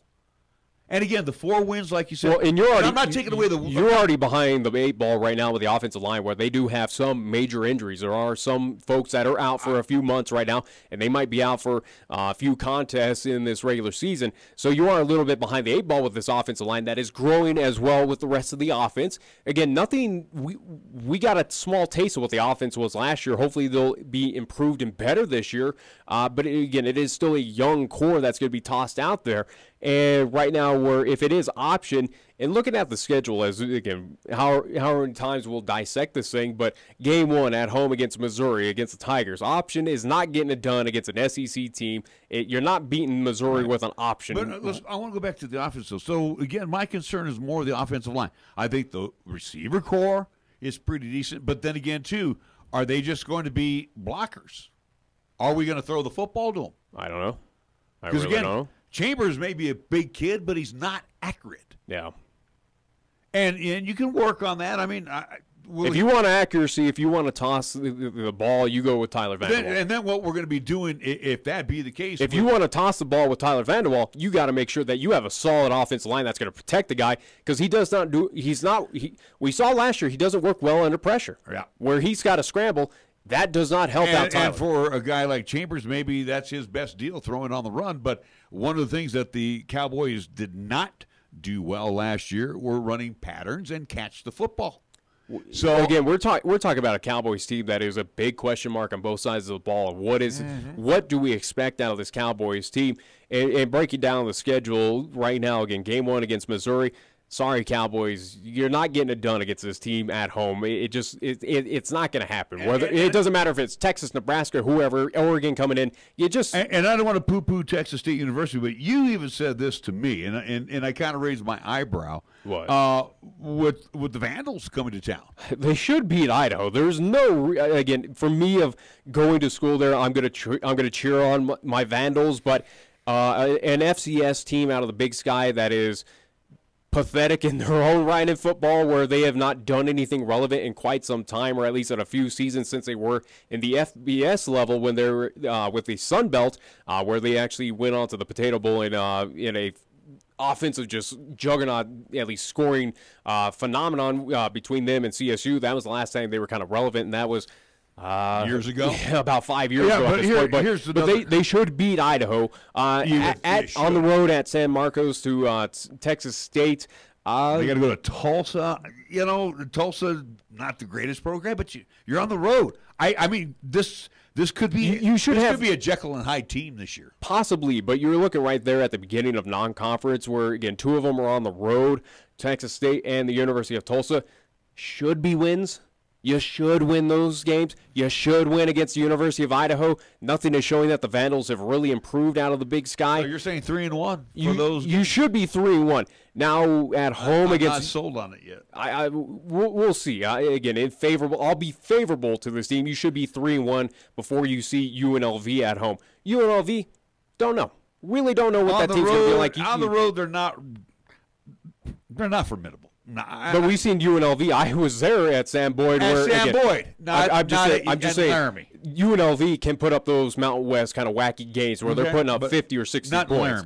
Laramie. You got to go to San Diego State. That's going to be a battle. No, I don't think they beat the Aztecs. You got New Mexico. They're going to be a year older.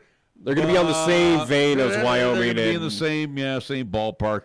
They got the University of Nevada in Laramie. Wolfpack. You should beat them. You got to go to Boise. Boise's going to have to replace Brett Ripien. So and they will. And no, Wyoming has not beaten Boise. And they got to beat them on the Smurf turf in November. No one beats Boise on the blue turf. It is just tough. And then you got to go to Utah State not and gonna Logan. Happen. Not going to happen. CSU will be coming to Jonah Field. CSU.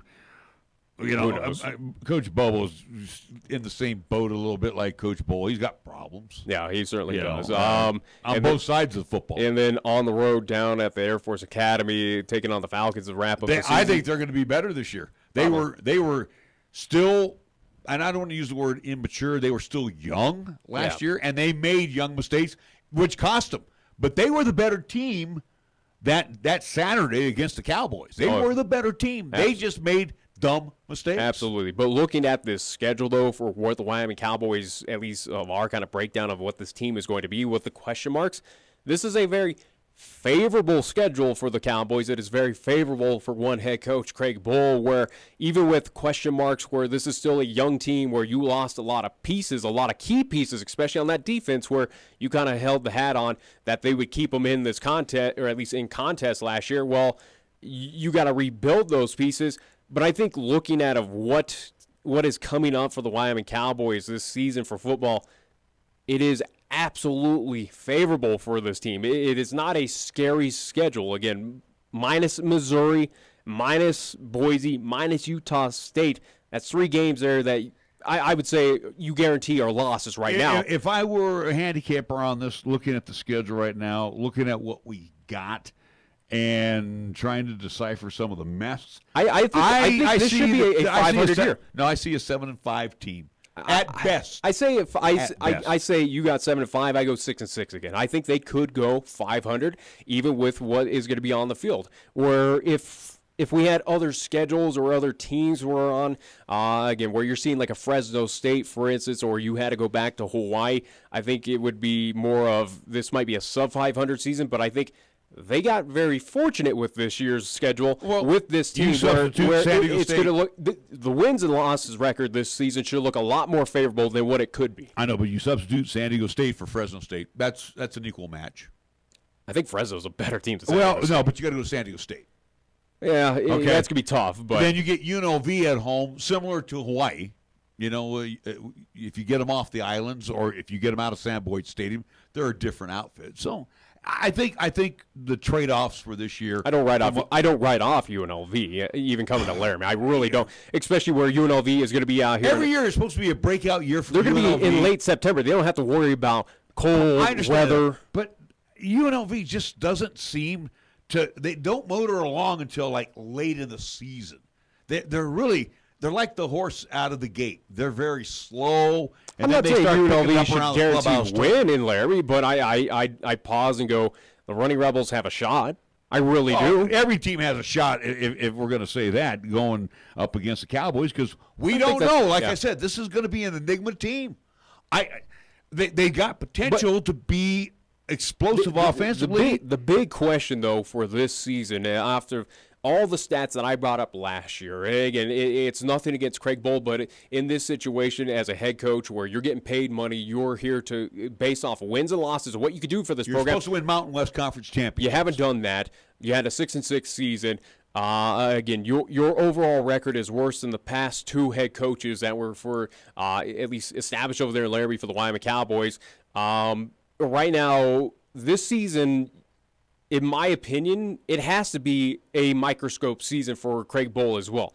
If we're doing the same thing for Allen Edwards with Cowboys basketball, same's got to be said for the Wyoming Cowboy football program and head coach Craig Bohl, where this season has to be looked at as a microscope, has to be looked very closely by one Tom Berman of what do you do if the Cowboys either A, finish 500 or below.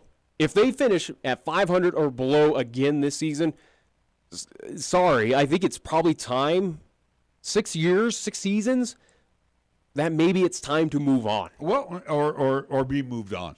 The point is, if you are expecting the Cowboys to win the Mountain Division this year, not going to do it. Not with the likes of Utah State, not with Boise State. Those two, and again, Boise State could, be looking for that new quarterback this year after Brett Ripien ran them for 4 seasons. Yeah. But again, they just don't rebuild. They reload. Again, you have question marks where Wyoming is the biggest question mark, New Mexico could be, and even CSU. Who knows what Coach Mike Bobo's got, at least in waiting right now down in Fort Collins for the CSU Rams of could they be improved this year? No, they got a lot of CSU that does do a lot of good recruiting. At least they find those diamonds in the rough. I'm just saying this is a CSU program that is trying to get into the Power 5, and they need to establish that they're going to be good. They're not going to be a Power 5 team, and they're not going to be there this year either. No, I would put in the Mountain Division right now. In that division, I've got Boise State. I've got Utah State. I put Utah State over Boise, but yeah, I'm picking hairs. I've got Air Force moving up. I think the Falcons are going to be so much more improved this year. Yeah, I can believe that. Okay. Yeah. Then you've got New Mexico and Wyoming battling. I think you have New Mexico, Wyoming, and CSU battling. I really do. I think those 3 teams are probably even on talent and what they can do this season. I really do. I have CSU below them. I actually think those 3 teams could easily be battling for last place in the Mountain Division. I really do. I think with New Mexico, with the Lobos, with CSU Rams, and the Wyoming Cowboys, you have 3 evenly matched up teams that all 3 of them are going to be battling for kind of just that bottom half there in the Mountain Division. I really do. I have the Cowboys 4th in the Mountain. I don't see it. I see New Mexico 5th. I see CSU at the bottom. I think they're still a season away.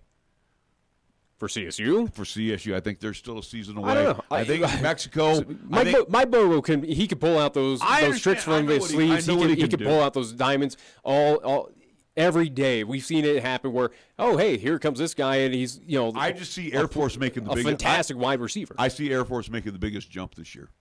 Well, yeah, I think that is a good reality, but I think for outside of the top 3 in the Mountain Division of the Mountain West, New Mexico, CSU, and Wyoming, those 3 teams are going to be battling, especially with those head-to-head matchups. They're going to be battling for who's not going to be dead last in the Mountain Division. I really do believe so. Okay. Well, we'll come up with all of that. But again, we get close to the football that's season. 4 months away. We still got other things to talk about. Yeah, we got a lot of stuff to talk about. And we will be back after we take a time out right here, 1480 KRAE.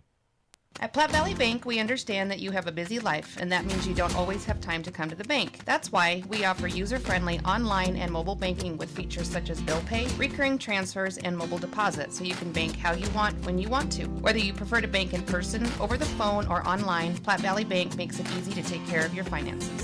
Platte Valley Bank, member FDIC.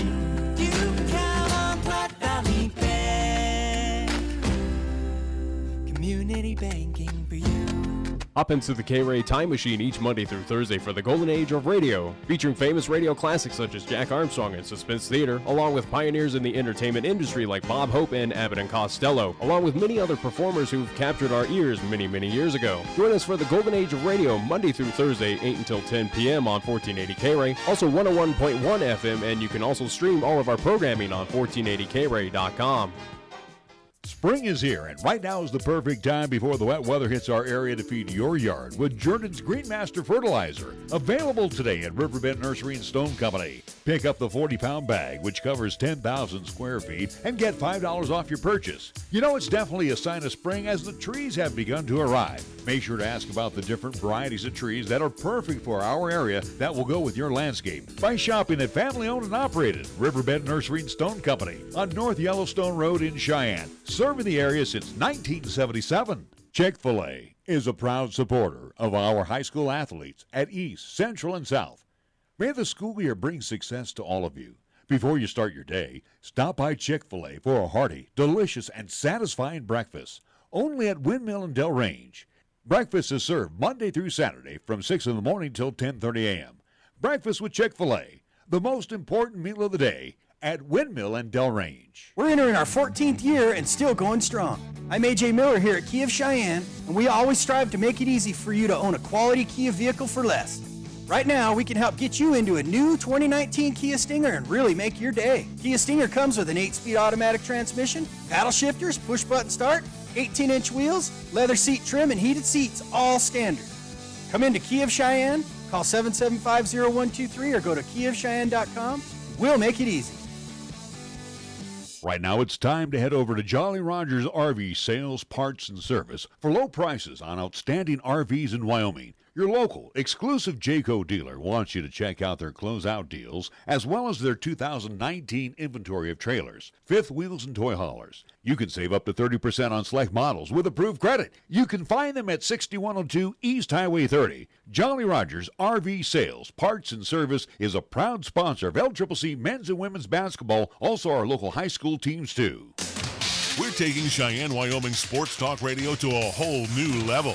This is Wyoming Sports Talk Today. Don't look at me. I think these people are completely nuts. Stop this crazy thing! And it's only here on AM 1480 KRAE.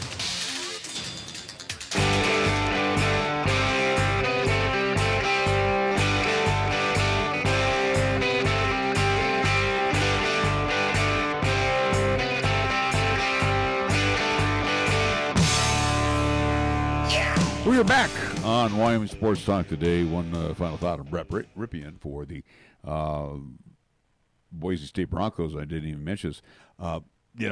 He will have that opportunity down the road as he signed a free agent with the Denver Broncos. But there's no guarantee with a free agent, so let's be honest. I know that. That's a shot in the dark. But the thing is, He'll try out, and they'll see what they'll do with them. But other than that, though, it is not a guarantee. They'll have 4 or 5 quarterbacks in camp, and he might be practice squad material or something like that. But other than that, I mean, again, I don't read into a whole. Even with Wyoming Cowboys, hey, congrats to the guys who did get those free agent offers, or at least moved on up to the Canadian Football League. But we've seen so many a time with those free agent contracts where you get picked up and eventually those teams just kind of say, hey, we're going to move on at this point. And I think the knock on Ripien more than anything coming out of Boise State,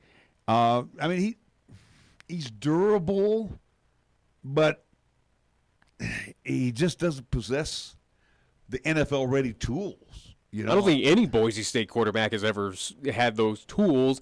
clearly as again somebody even they're just even in the big names in a very good program. Yeah, they're in a good program. They play in a very fortunate either of the WAC or the Mountain West Conference.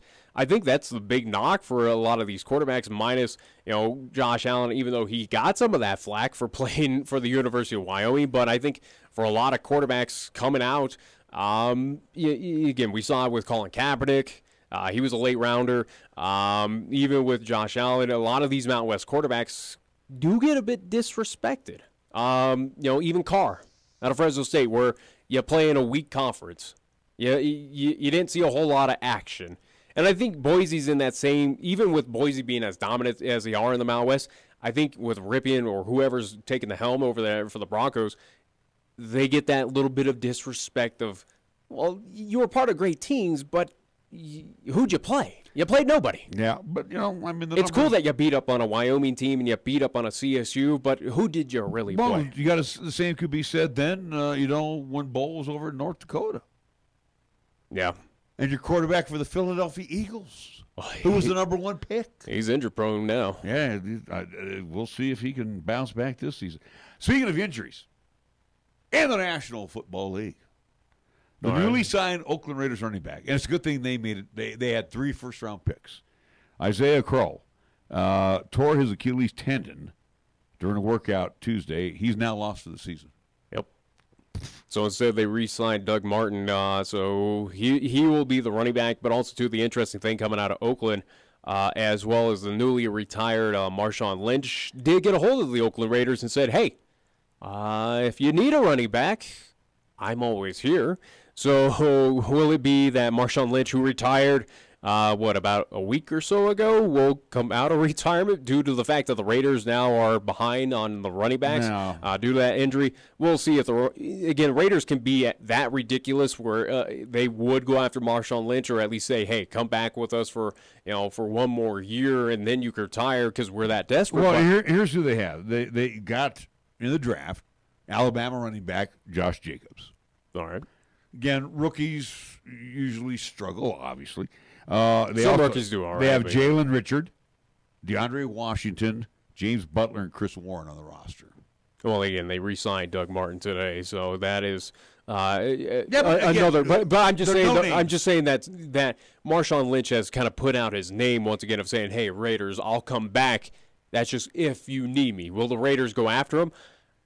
You can't toss it out of the realm of possibility that they couldn't. I mean, the Raiders, who again, this is a franchise that last year got rid of one of the best defensive players in the league, and said, "Hey, go have fun with the Chicago Bears," and he did. Mac did, didn't he? And he did. Yeah, he was a good reason why the Bears were in the place that they were last season. He was a good compliment. And the Raiders got could less draft pick out of him too. Yeah, well, right now I think the Raiders don't really care. The Raiders do what they want at this point. So it is what it is. We'll see what happens. Again, Raiders, they are a big question mark in the AFC West of what they will be like, what they will do.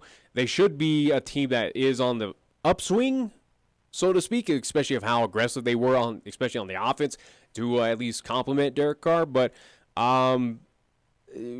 will they compete with Kansas City? Will they compete with Los Angeles?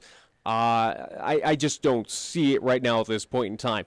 This injury right now to the running back, does it say, oh, it's the end of the season for the Oakland Raiders? They have no shot? Not really. It really wasn't anything much. But it is what it is. Raiders will figure out whatever. Do you think? Because I'm reading here a story where Joe Theismann made a phone call to Dwayne Haskins, and I'll throw this out here in just a minute. But do you think Haskins is ready to step in? Because I don't, Alex Smith, not going to come back. Well, it was indications were showing that Alex Smith his career was done. Yeah, and it still could be, unfortunately. But you think Haskins?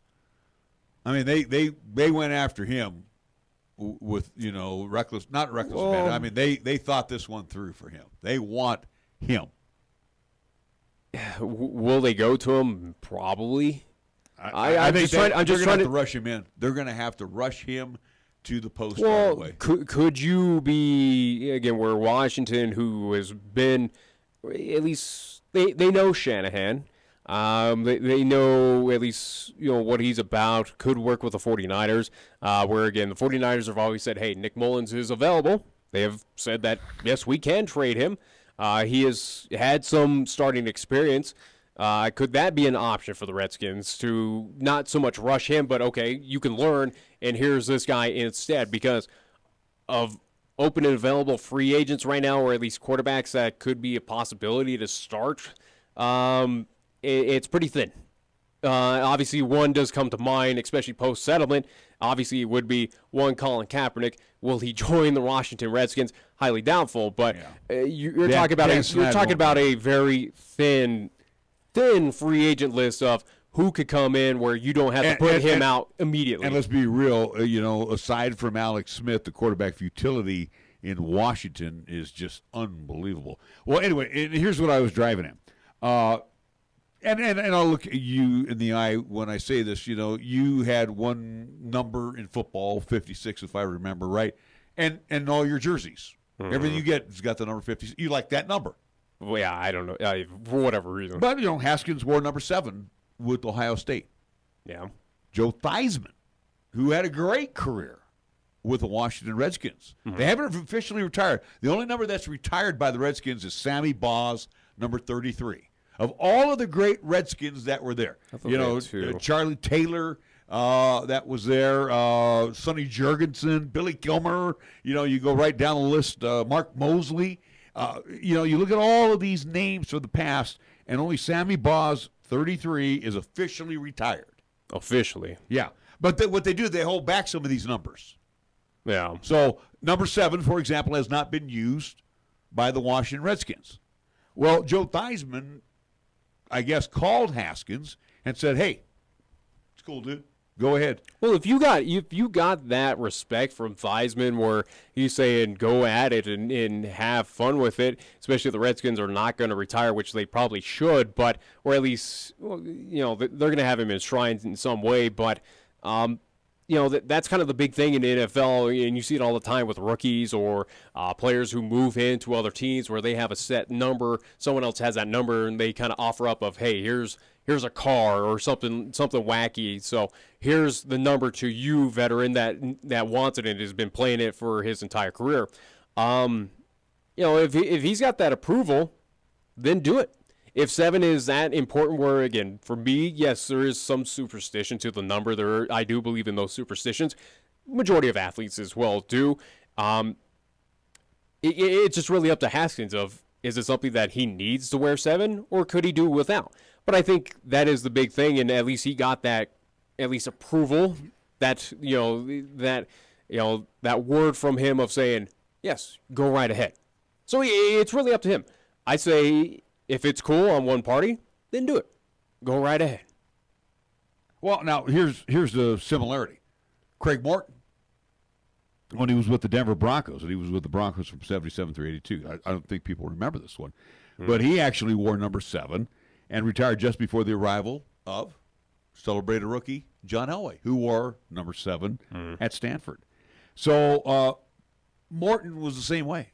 That's cool because he's in the Ring of Fame. Yeah, over at Mile High Stadium. But anyway, he didn't have any problems with saying, sure, John could wear 7, because the Broncos were thinking about retiring his number because really Morton put up some very solid numbers, plus got him to their first Super Bowl back in 77. I get the specialness about retiring numbers, but also, too, it does get to the point where you only have certain numbers. Yeah, you look at the New York Yankees of how many numbers they retired. I mean, how many more numbers can you allow to you got Judge wearing 99 right now. Imagine if they retire his number.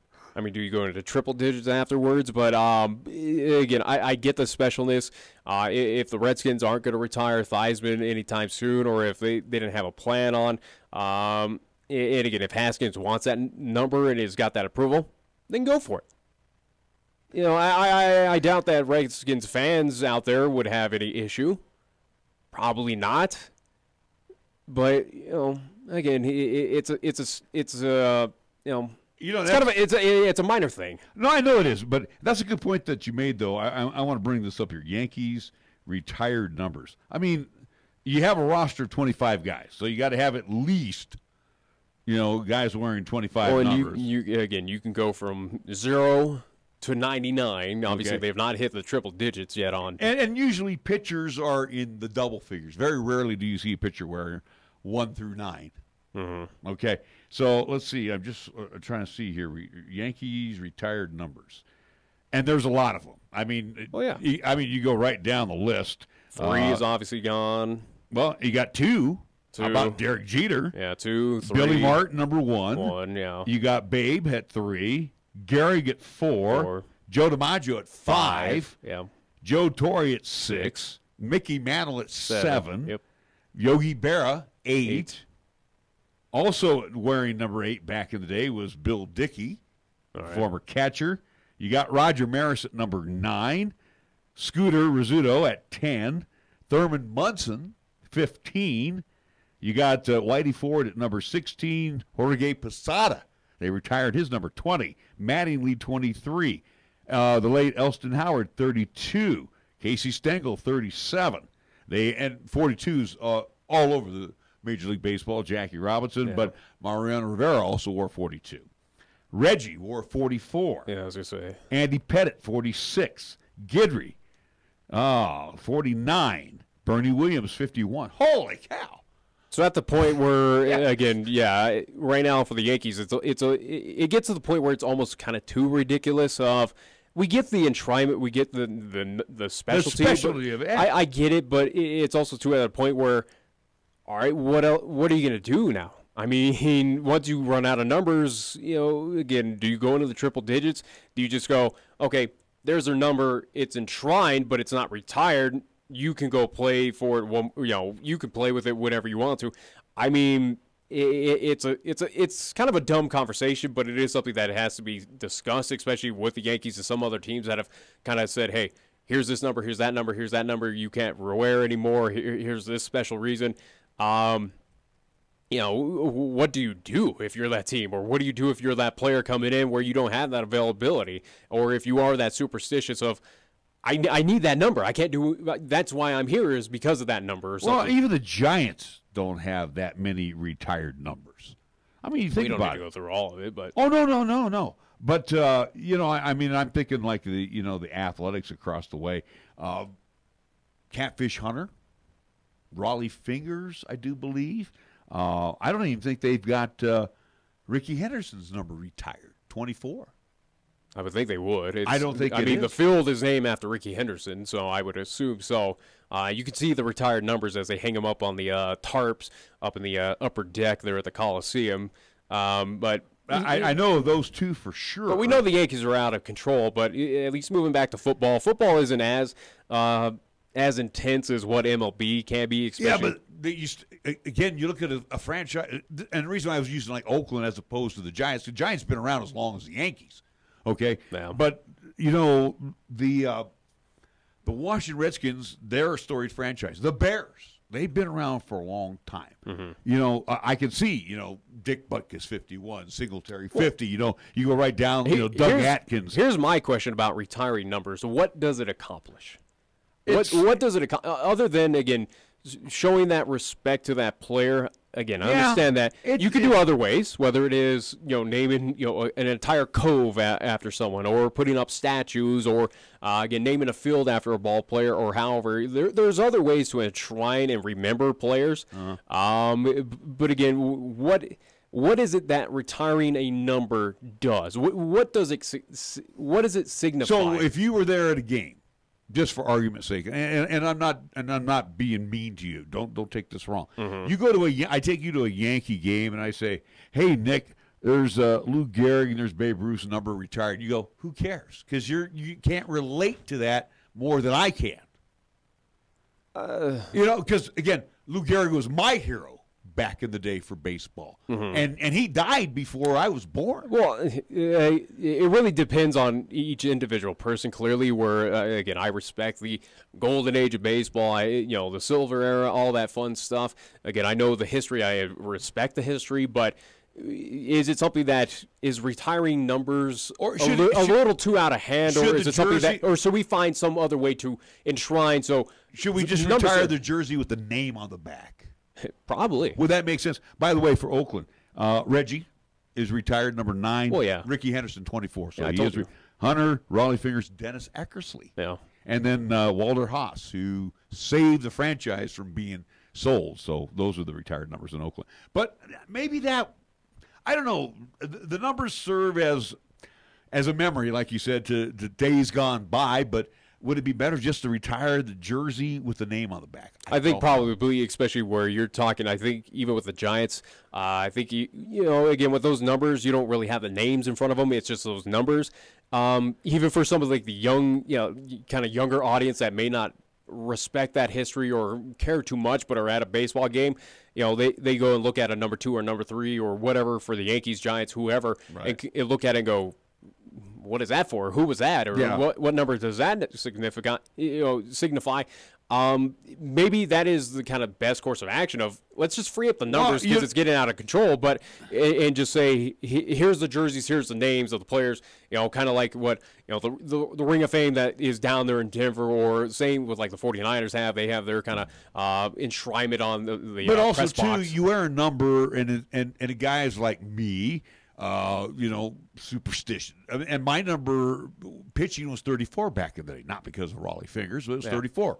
Now, as I play senior ball, but 23 is it a superstitious thing of you know, say for instance of a Jimmy G, you can't wear number 16 out there in 40 because that's Joe Montana. Because that's Joe Montana. You would taint that number. Is it more so we retired numbers so you're not tainting that number or disrespecting number? I mean, is it more on that vein? I don't know. Is that where kind of retired numbers? I think that might be it. You know, Joe was so special to the franchise, and we won 3 Super Bowls because of Joe Montana. That's why 16 is retired. I don't know, Nick. Yeah. I'm like you. I kind of throw my arms up going, look at how many Yankee numbers are retired. I'd rather have the and statues. There's going to be more retirement numbers because I guarantee you guys like Judge are going to set new records. Hell, even Stanton could be. Maybe DJ LeMahieu. No. You never know. No. So, anyway, do we have a break still to get to? No, it's the top of the hour. Okay. Well, I mean, technically we do. We forgot to do it, but whatever. Well, I apologize. It was just something I spotted there with Joe Theismann and said, yeah, go ahead, take my number. I don't care. Golden Age Radio Theater from 8 until 10 tonight. Sherlock Holmes ×2 from 8 until 9, and from 9 until 10 it will be Suspense Theater. The best of the 50s and 60s headed your way. No program tomorrow. No. Nick's got a bud coming to town. I got to go down to Denver. Hasn't seen him in a long, long time. So we're gonna. Oh no! So I'll take away from the show. Boo-hoo. But yeah, we won't be at least doing Wyoming Sports Talk today at the bar. Well, we'll have to. We'll be back Friday. We'll be on Friday though. However, as we'll get to talk a little Colorado Eagles, at least hockey. Unfortunately, again with the season come to an end, their AHL. We'll talk at least a little bit Eagles hockey of what's to come in the future for that franchise.